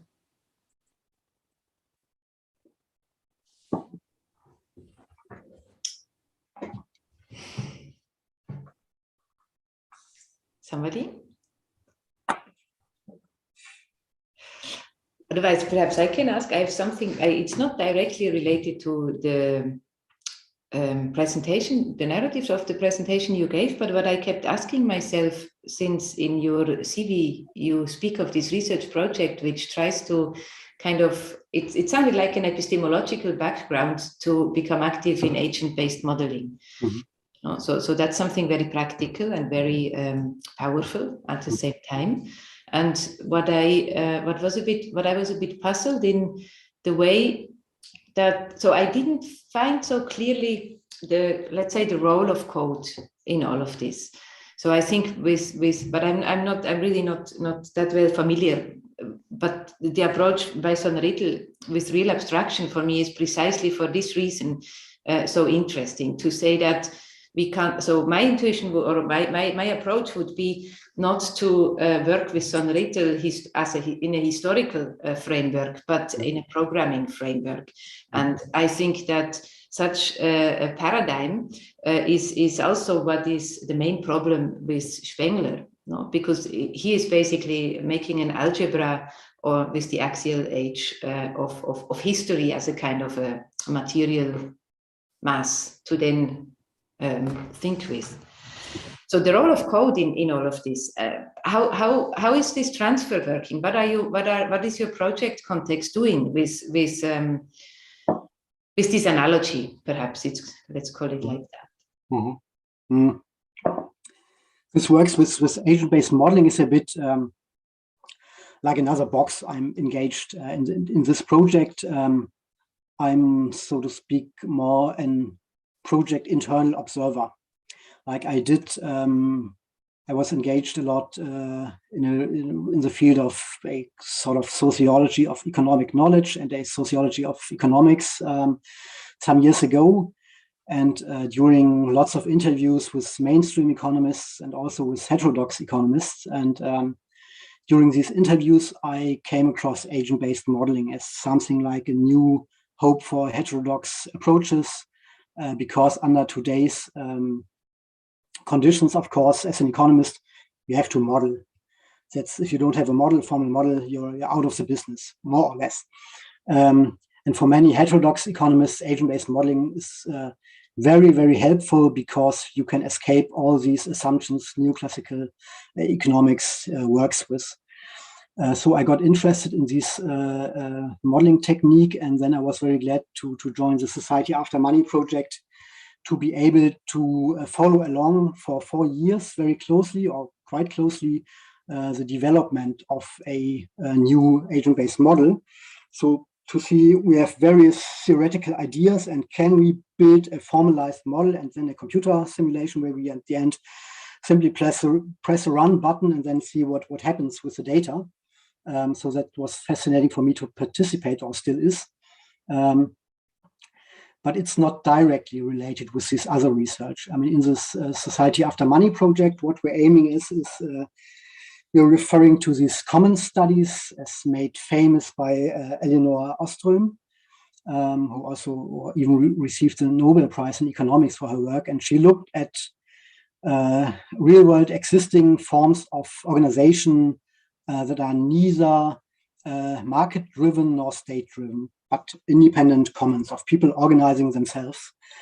And she tried to get to know some general rules, which commons are working and which commons are not working, so that we have a sort of an idea for an alternative to markets or states.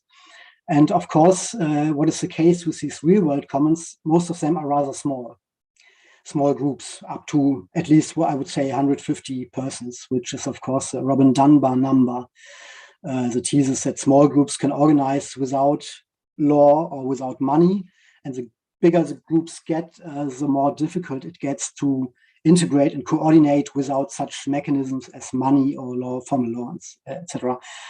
And so, as there are no real-world experiments possible on the question how to scale up commons, what we're aiming at in this project is to do in silicio experiments, like setting up an agent-based model and to see can we somehow get from the level of small groups, face-to-face interactions, friendships, and so on, to ever bigger groups that coordinate themselves without, for instance, money.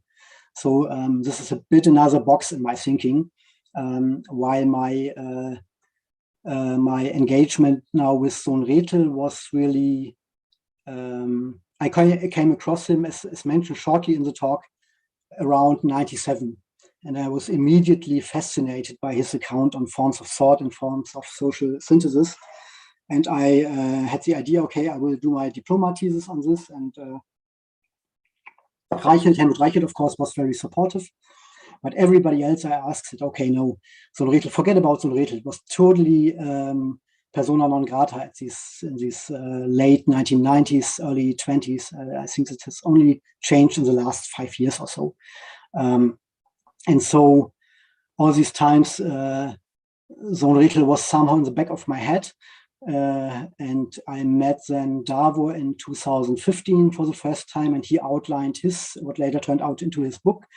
And that was the day for me when, at that time, 2015, I was engaged in really micro-sociological accounts. I mean, we were reading the drafts of central bankers of the Federal Reserve. It was really micro studies of what goes on in central banks, which is also a very interesting topic. But I totally lost sight of these bigger questions.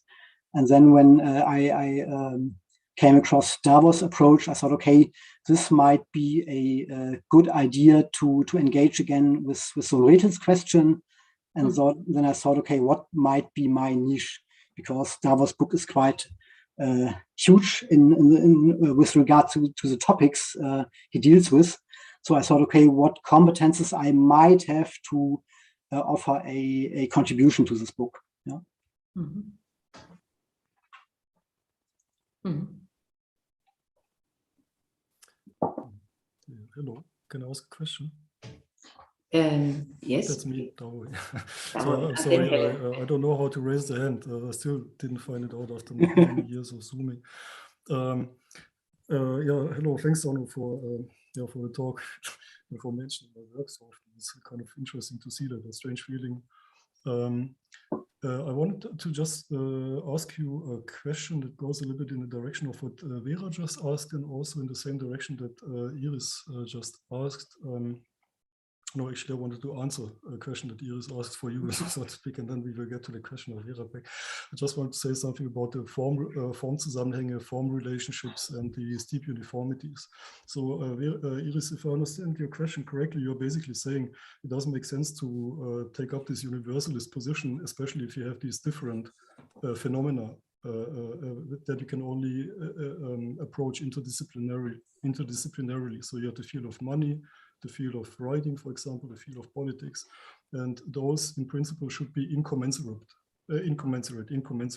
I'm not saying that that you shouldn't do this. I think interdisciplinary scholarship is trying to do this, but there seems to be a different approach.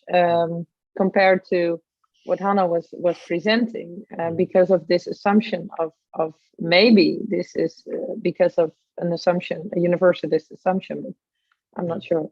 Yeah, exactly. So, and just what I wanted to say is that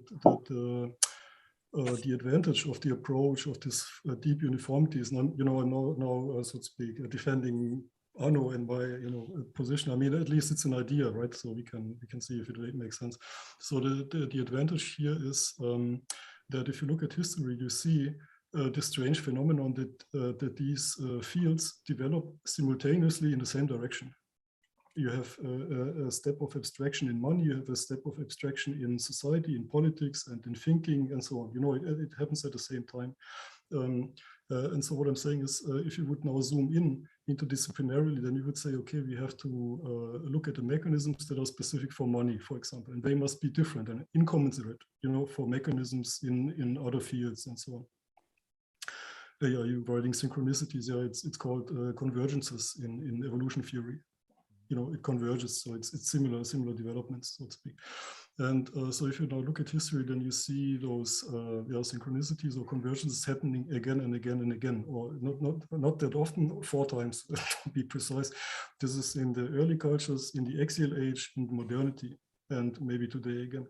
And so the idea was that if you look at the phenomena and so to speak from the outside, from above, then you can see, although we are following very disparate mechanisms and causalities in themselves from the outside, strangely it looks like as if we are moving in the same direction at the same time. You see, and this is so. In other words, this is then where the interdisciplinarity comes in, because then you get a phenomenon that calls you, so to speak, or that invites you to, how should I say, to find a way how to commensurate, to bring them together, to make them compatible to each other, the different phenomena, so to speak. So understand, if you look in at the phase of history and you zoom in, and then you see many disparate ways, ways of things develop in factors and powers at play and causalities.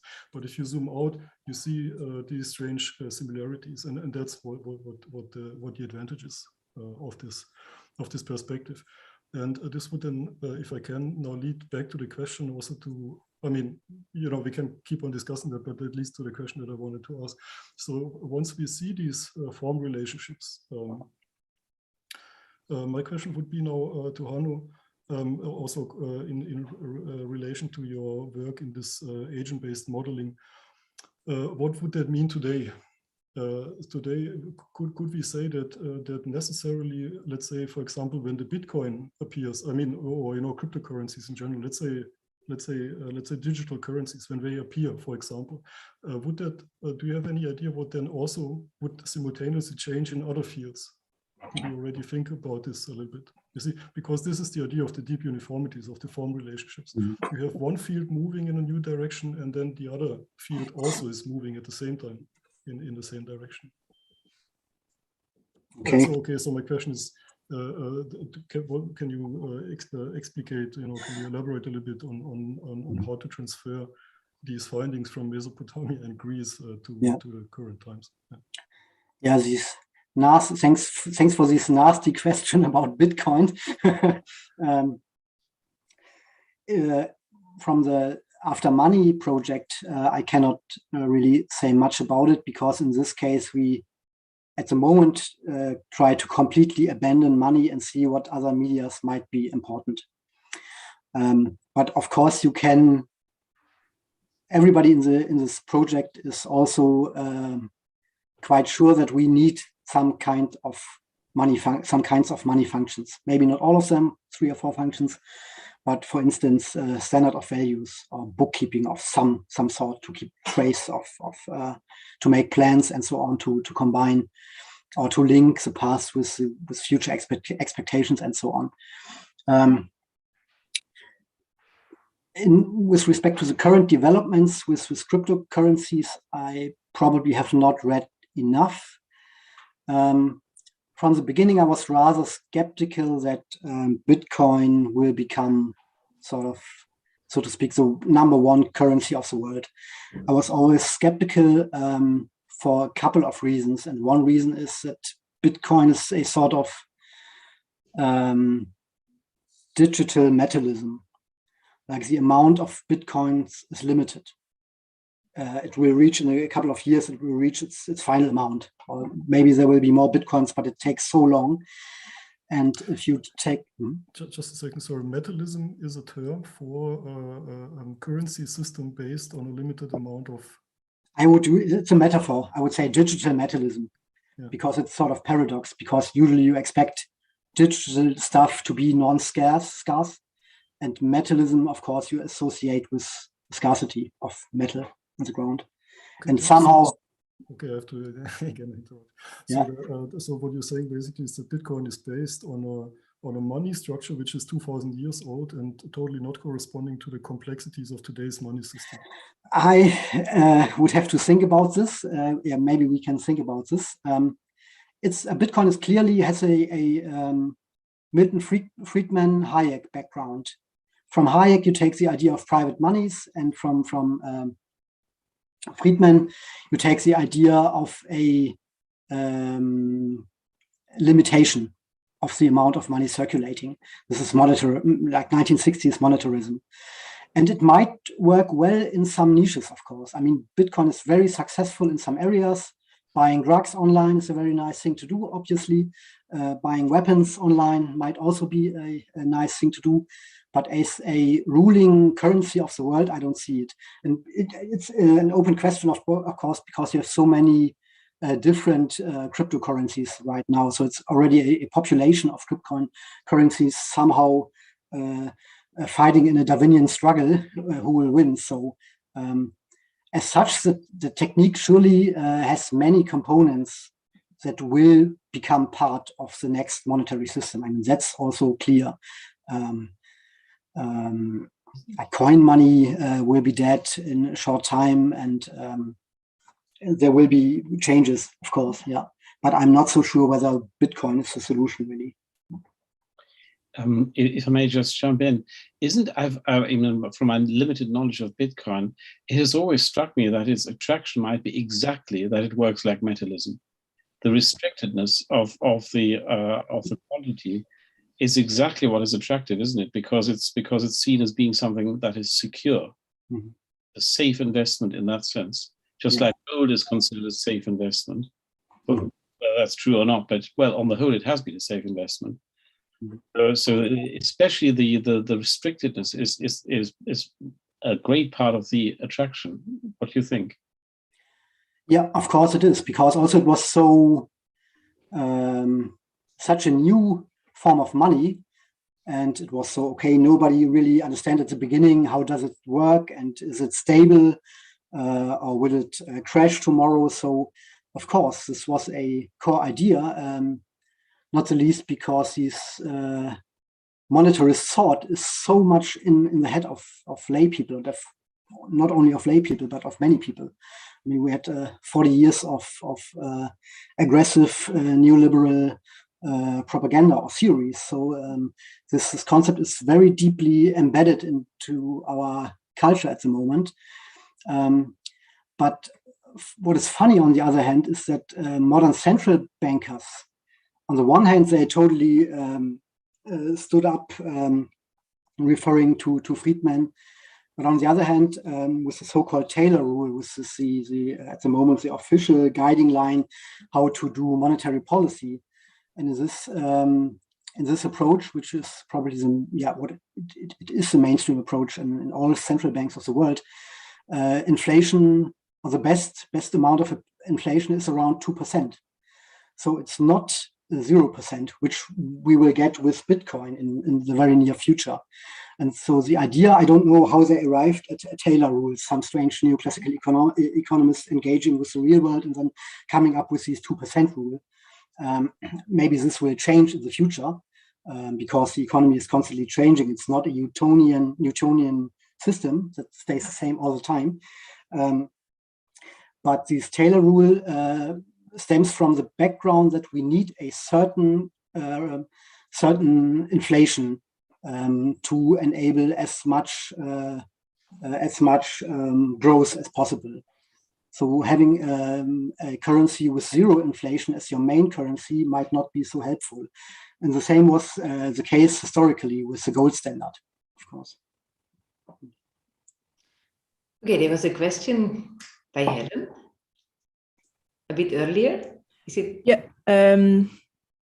Hi, thank you for your paper. I was going to ask something, I guess, going back to interdisciplinarity, because what you talked about is not something I know much about, but I did remember, and something which I always ponder about is how this word we're all using, abstraction, relates to other ways in which we use the word, and I do recall an article that my supervisor wrote about abstraction. So it's Alberto Toscano. I don't know whether you've read this article, and this was 2014 or so. And he's writing about the same guy that you're talking about, and he says to talk about a correlation between the progressive abstraction of art and then abstraction of capital is really dangerous. It's full of fallacies. But then he then goes on to actually do this by reading Althusser talking about painting in order to talk about capital. So I wondered what your take on the relation between abstraction in art and abstraction of capital is. Because I think that actually my intuition is it would be a very different, way of talking about it now compared to when Toscano was writing in 2014 in interesting ways. Yeah, I wonder what your thoughts would be. Yeah, thanks a lot. I think I came across this paper by Toscano, but right now I don't recall what's in it. So I will look that up surely. Of course, it's somehow dangerous. On the one hand, you can say it's still this old Marxist base superstructure idea. On the other hand, deep uniformities is a lot more flexible and not so dogmatic. So I wouldn't say that, for instance, technology determines socio-cultural development. Cognitive developments might as well take the lead, depending on the concrete situation.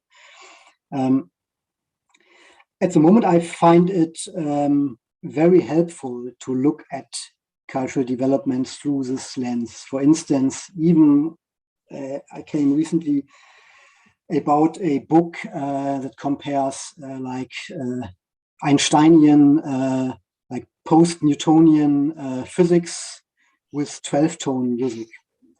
Via Schönberg, and I'm not an expert in music at all, and also not in art, but it was quite interesting to see that there seemed to be at least some similarities again between these completely different fields. Although when you look at historical developments, there is a close connection between music and mathematics. Till the Pythagoreans in ancient Greece, there's this connection between mathematics, numbers, and harmonies, and I think you can find it when you look through history. So it's just sort of search engine, I would say. Yeah, but I probably have to look at this text by Toscano again. It's in textual practice. Mm-hmm. Okay, Iris just posted the document. Oh, yeah. You can Thank get you, it Iris. from the chat. Yes. Joachim Schapper. Thank you.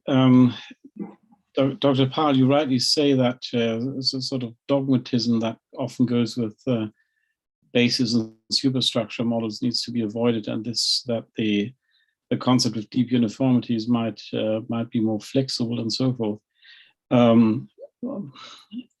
I think in terms of the history of thought, once again, you can discount that as a sort of merely historically interesting remark, but I think there's more to it. I think what we now speak about in terms of Formzusammenhänge would not have been discoverable, would not have been thinkable without the Marxism of the late 19th, early 20th century. I mean, Bloch, way back, Ernst Bloch writes about correspondences. I forget the precise terminology he uses, but about correspondences between music and the development of capitalism. You know, well, he knew a lot more about music than I do. You find it somewhere in his materialism or somewhere. You know, I mean, it's all this this kind of thinking is clearly there, and as far as I'm aware, it's clearly there before Spengler. I think, in a sense, the Basis-Überbau model is actually the matrix for this whole concept of deep uniformities. Mm-hmm. I'd be interested in your view on that. I mean, that's I think is of more than historical interest. Mm-hmm. Because it's about potentially, it's about, well, not just potentially, it is about also how we, if I may say so, who are interested in cultural evolution, deep uniformities, and so forth, position ourselves vis-a-vis philosophical pupils of Lukács, like Mészáros, who's published several volumes on the correspondences between forms of thought and material developments. Yeah, so that was roughly my question. Yeah, thanks. I mean, one of my major motivations with this book was, of course, a certain Unbehagen with these postmodern theories that were so dominant in the 80s, 90s, 2000s, and my view was that somehow leading nowhere. So we need more structure, and I think there was a valuable and justified critique on these too simple stage models of the past. I mean, there's no doubt about it. But on the other hand, with today's knowledge, we can build a lot more sophisticated models of socio-cultural development. And I think the stage model approach and historical materialism should, of course, be somehow a core component in the way we think about historical developments. And I have, while writing the book, I only touched upon it because I wasn't aware about it, that, of course, the early high cultures, the development started with the use of bronze as a metal. And the axial age started with the use of iron. So there we have some sort of basic structure, and the use of iron is very different from the use of bronze, and that you can have a lot more effective agriculture and a lot more effective warfare. So that changes societies. So in this respect, I would be totally like even a fan of base superstructure models. And the question is then how we relate this with the development of abstraction. Yeah. And okay. You find a fascinating thing in all places, the Old Testament, actually, where some of the writers of the earlier historical books go on about the inferior position of the Israelites compared to the surrounding cultures, because the surrounding cultures have iron weapons and iron chariots and so forth. And that is perceived by the writers of those texts as indicating that the Israelites, are actually in an inferior position. Mm-hmm. So there was a clear sense of the importance of iron at the time, okay. By some people writing texts, religious texts, about their perception of what's going on in the world at the time. That's something I'm working on at the moment. It's this. I mean, as you rightly say, the difference between bronze and iron is crucial. Yeah, that's interesting. I came aware about it in my book only via. I mean, Davor has mentioned it in his book. And I think the only other thinker I found it in was Robert Bellah in his huge book on religion. And more recently, I found it in a book by Sanderson, Religious Evolution and the Axial Age, where he also makes this point that we have this shift to to iron, and then sort of the development of the Axle Age civilizations. Where I came across that is in Michael Mann, the sociologist and the American guy. Michael Mann has something about that quite some time ago, and then I thought it's fascinating. It's there in some of the texts of the Old Testament, right, where it's actually perceived as a problem. Yeah, yeah. Can I add something here, please? And this is actually again to Vera, because you just reminded me of something.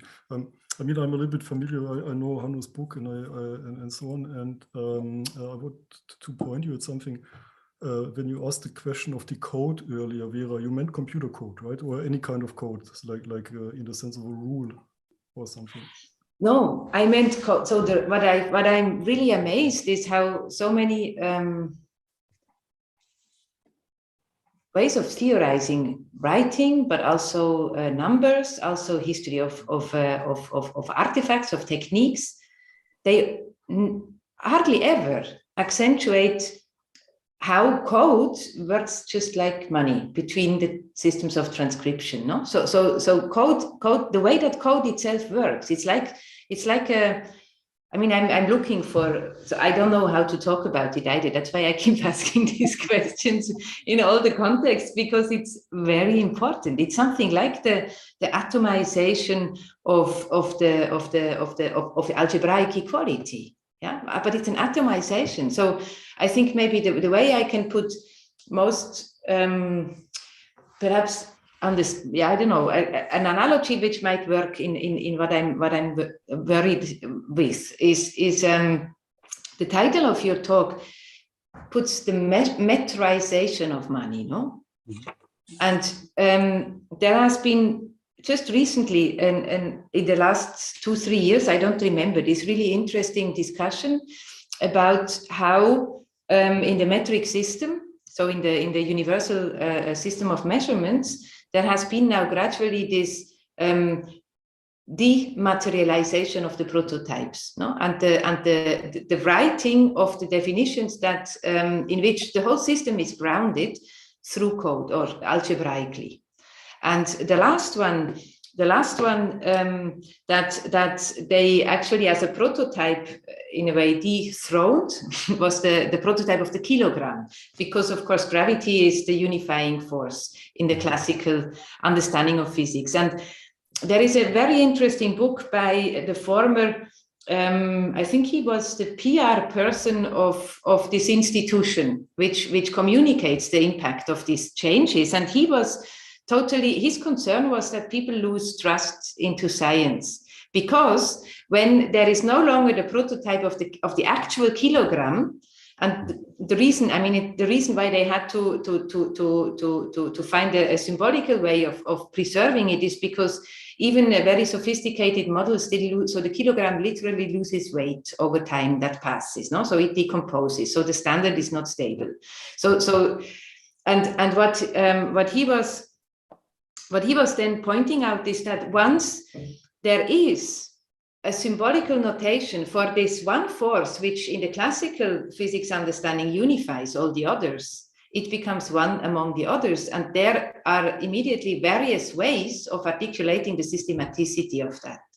And if we take into account that there is always a kind of an operability that works like code in this understanding of the Formzusammenhang, because in Formzusammenhang what you have in principle is a pluralism of forms. No, I would translate the term actually as something like constellations of forms.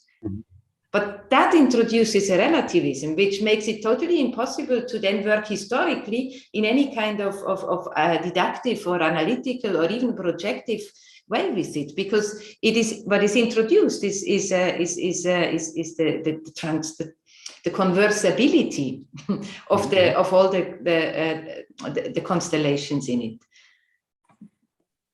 So I'm not sure where this leads, but I think once one would want to use a model of thinking about these deep connections or something like that, or such an archaeological approach, towards legitimizing social modeling of important connections. I would, so there seems to be something wrong if this is not taken into account. Mm-hmm. Can I say something on this, please? Yes. So maybe we can translate what you say, what you mean by code in discretization, to make things discrete. Yeah. No, not only that, because accounting is a discretization as well. Yeah, exactly. The coding is what makes, it's like the condition of possibility for discretization. Yeah. And that's the point. So the idea is that the resolution of the discretization is happening is the same in all different fields. And why is that happening? So that's why I started this topic just some minutes ago. If you have if you have a society which is building up on bronze, right, Bronze Age society or iron and so on, then you have different types of divisions of labor than in other societies, right?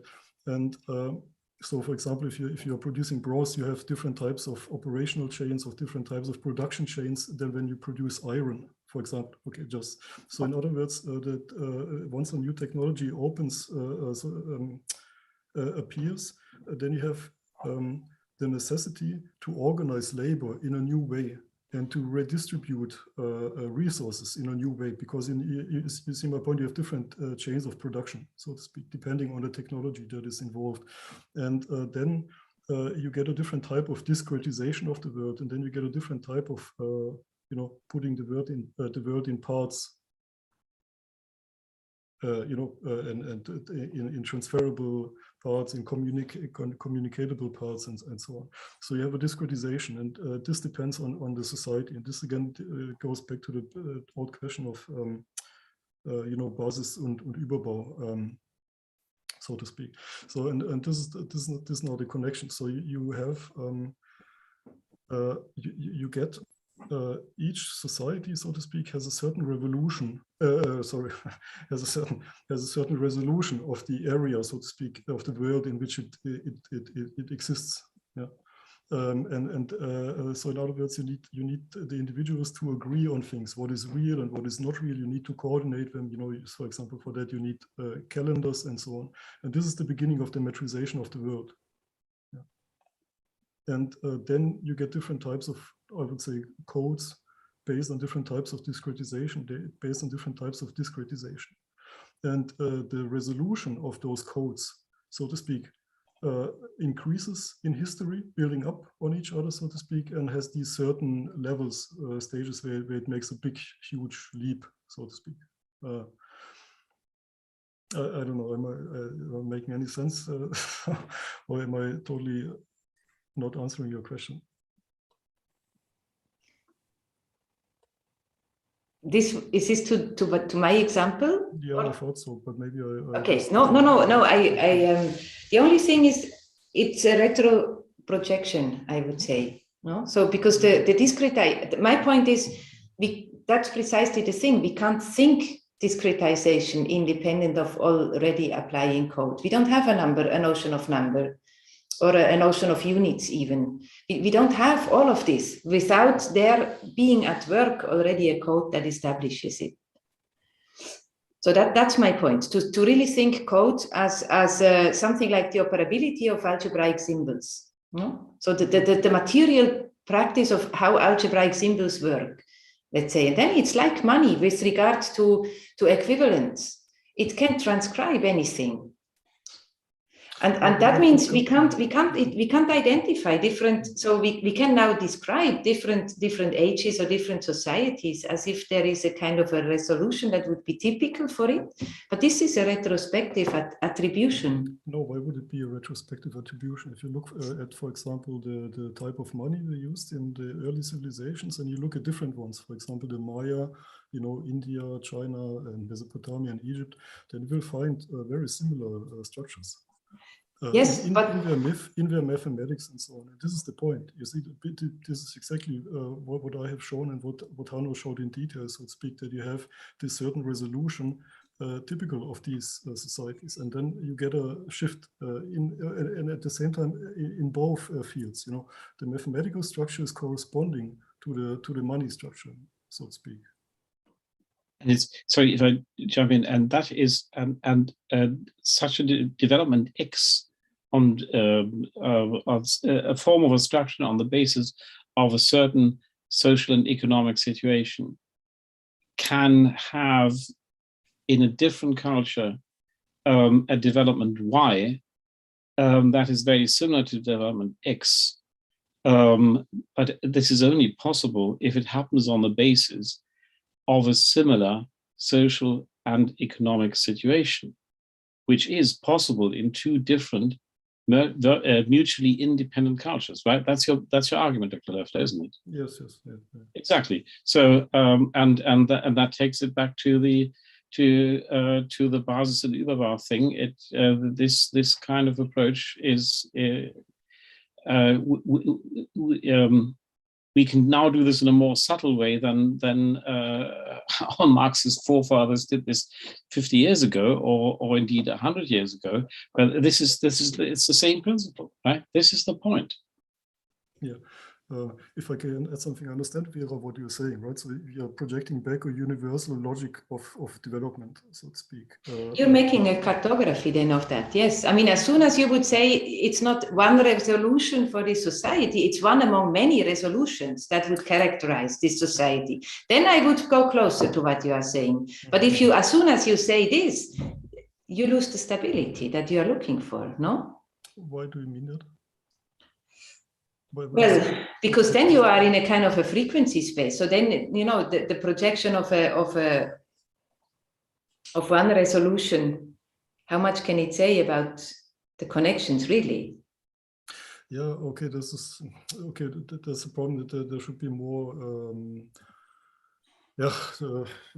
Okay, maybe Hanno should speak, but the point is that you're totally right. The point is you have different ways, how should I say, you have different lines of evolution. Okay, so you have one society and it can go in different directions. And so it's not only one resolution at the same time, so to speak. The idea is, that's what Hanno said in one sentence when he quoted, I forgot the name again, Müller, I think. I forgot the name, I also quoted him many times. Development does not have a goal, but a direction. Okay, so the point is, when we look at today's, let's just stick with the word resolution, or with today's fine-grained metrization of the word, and when we ask, how did we get here?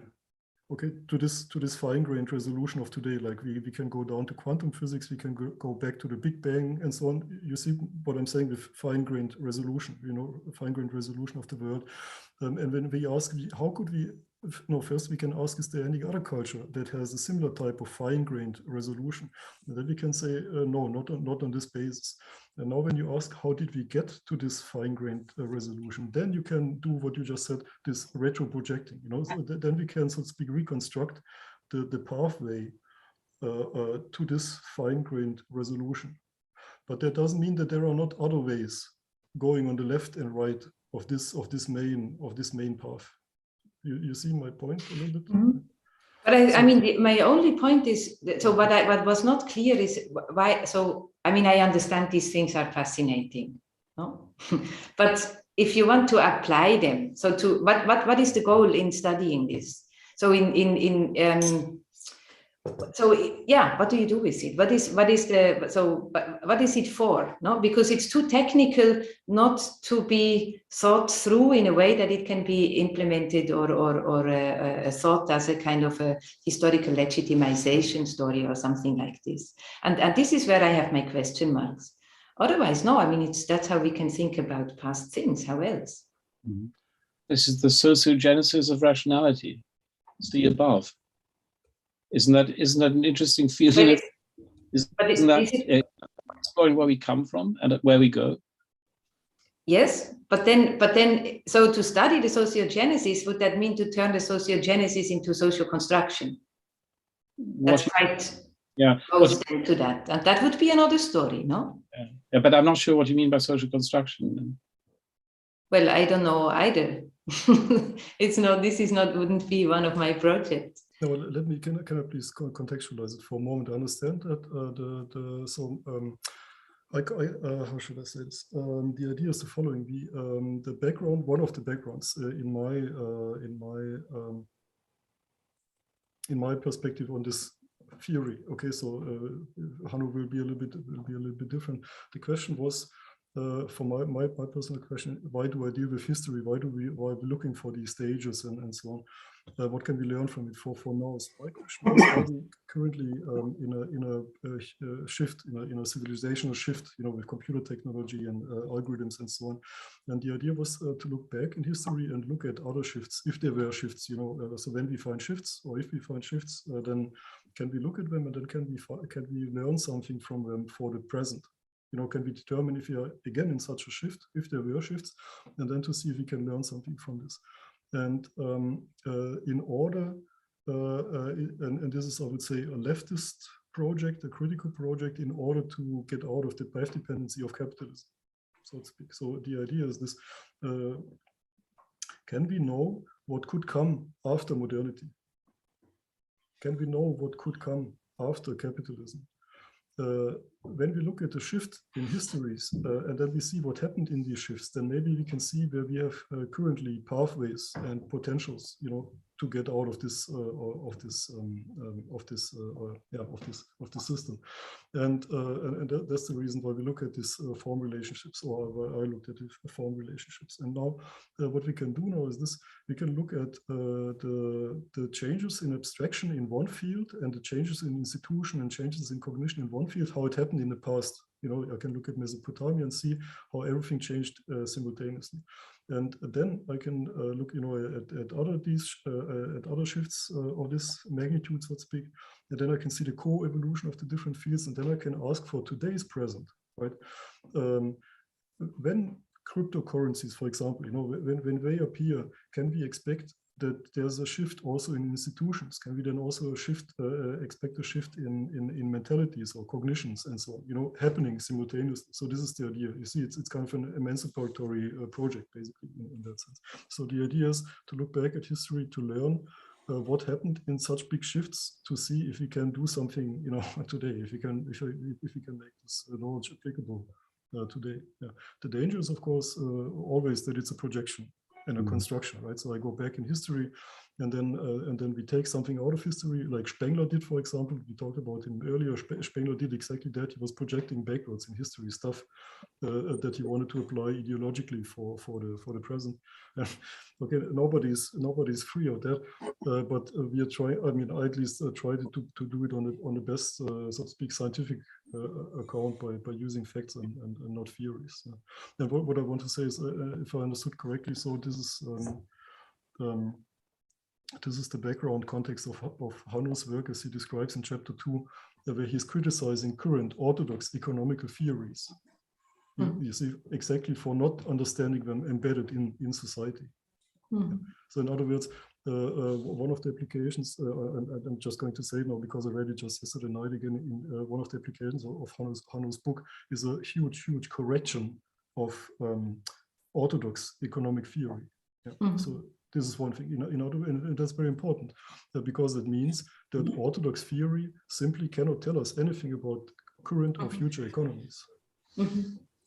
Maybe I can add one point to this. I mean, the original motivation for Sohn-Rethel was, of course, also the question of a non-capitalist technology, whether this is possible at all. And then he proposed, okay, in Taylorism, we already have an economics of time. And Sohn-Rethel's argument was, okay, this economics of time realized in Taylorism is sort of a first realization of a post-capitalist economy.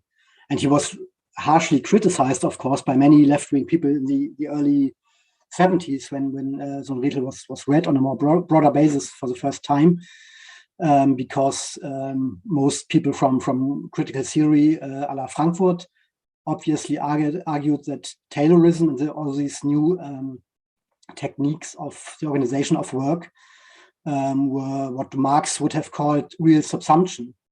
So after we have the formal subsumption, everything is subsumed under the commodity form. We now have a second level of subsumption, and even the immediate work process is somehow subsumed under capitalist norms.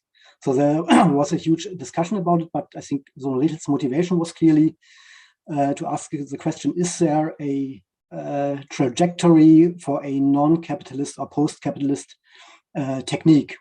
And that somehow also was, of course, my starting point.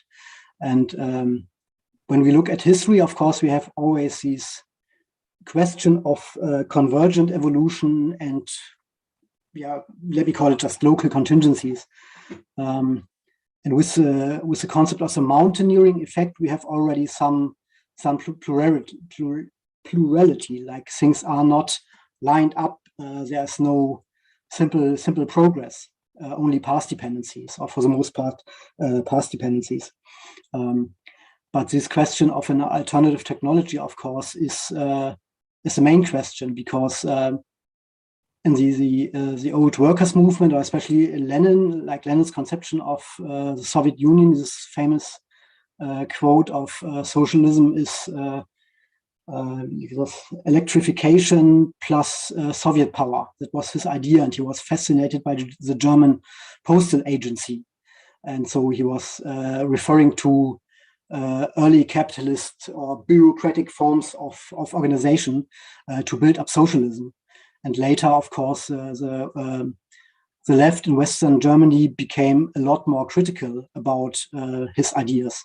And I think it's also right now totally open. So where are these potentially emancipatory practices already somehow brought forward by capitalism? And where are the limits, or where do we have to tweak those existing technologies in other directions, for instance? But I would also say that it's not about legitimization of. Okay, no, I see. It's a theoretical interest, yours, huh? So a genuinely theoretical interest then. Yeah, no, this I totally get, of course. Yeah.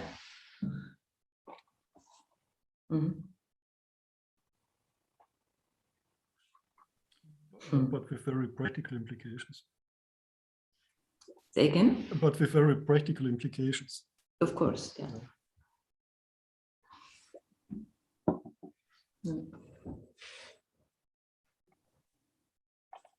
Good. One last question.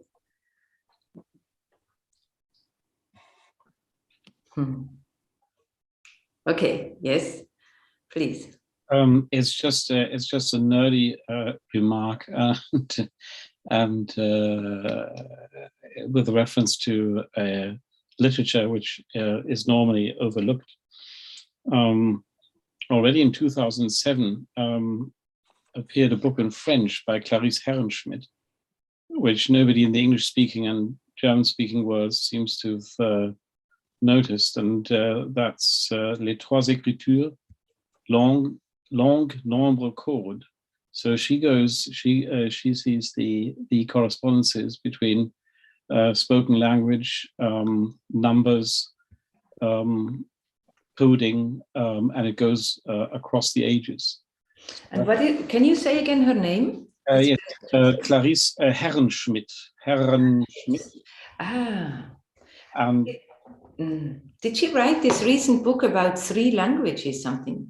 Yeah, that's the one. That's the one. That's the one. Huh? Oh, I wanted to look at her. Yes, I said, okay, thanks. That's great. That was out in French in 2007. So from what you say, I assume it has been translated, but in the original came out in 2007. And there's an Italian, Carlo Cini, who's never been translated as far as I know, who also works on these things, but it's pretty much, that's very much on the alphabet in Europe and so forth. So it's, I think it's, I don't know it very well. I only know its existence and have sort of dipped into it. So this is inspired by Goody and his work on the alphabet and so forth. But anyway, it's just saying that I'm guilty of that myself, you know, disregarding the things which you find in French and Italian here and there. And one of the most interesting ones, I think, is Herrenschmidt, this one book. Mm-hmm. Yeah. Mm-hmm. It's also about correspondences. Yeah. Yeah, I will look at that. And what was the last name of Carlo? Carlo how? Carlo Sini, S-I-N-I. S-I-N-I. Okay, great. Yeah, thanks a lot for this. I have to, maybe I'll put that text into DeepL translator and see if something reasonable comes out. Yeah. But for sure, there's a French tradition dealing with these things as well. So, but I think in the 1970s with Sohn-Rethel, there was a quite strictly division along the lines of languages, and English was not really the most important language. So a lot of these German discourses happened in a sort of vacuum. Yeah, but there's another fascinating aspect to that as well, because Sohn-Rethel, I talked a lot to George Thompson. George Thompson was a classicist in Birmingham, who was an out-and-out Marxist-Leninist, hardcore, member of the Central Committee of the Communist Party of the United Kingdom, right? And a very eminent classical scholar, and with a great knowledge of Celtic languages, just for fun, but a totally dogmatic Marxist-Leninist. But he did his own thing when he thought about the correlation between philosophy and the surroundings in which philosophy was done. So there's the book The First Philosophers, which Sohn-Rethel timidly acknowledges somewhere, right? And says, Professor Thompson and I have talked about this and we share the same thoughts. Well, who was first and does it matter? But there was that communication between those two, which is historically interesting, but also from the point of view of method. I mean, Sohn-Rethel came up with these ideas according to his autobiographical writings here and there, remarks, came up with that when he was in Heidelberg, working towards his doctoral degree. And that was, it has to be said, that was well before he met Thompson. There's a real coincidence there between Thompson and Sohn-Rethel, it seems.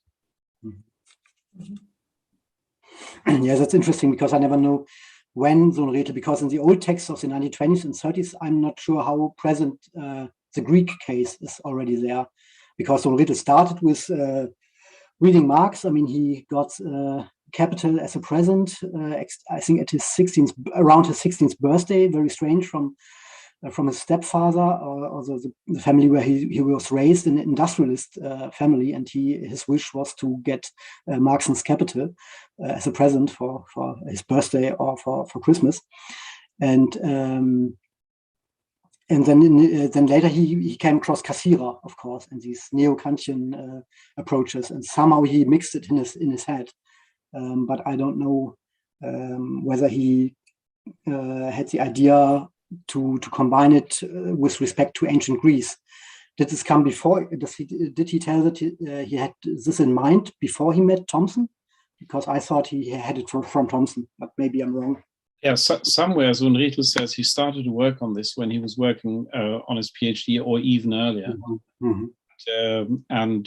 The brother of Max Weber, Alfred Weber, said to him, Sohn-Rethel, you're mad, right? It's fascinating, but this doesn't work, you're mad, right?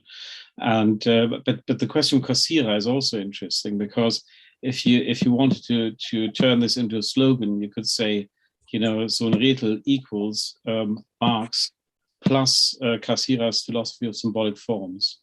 Mm-hmm. I think that is actually quite simply true. It's the combination of those two. Yeah.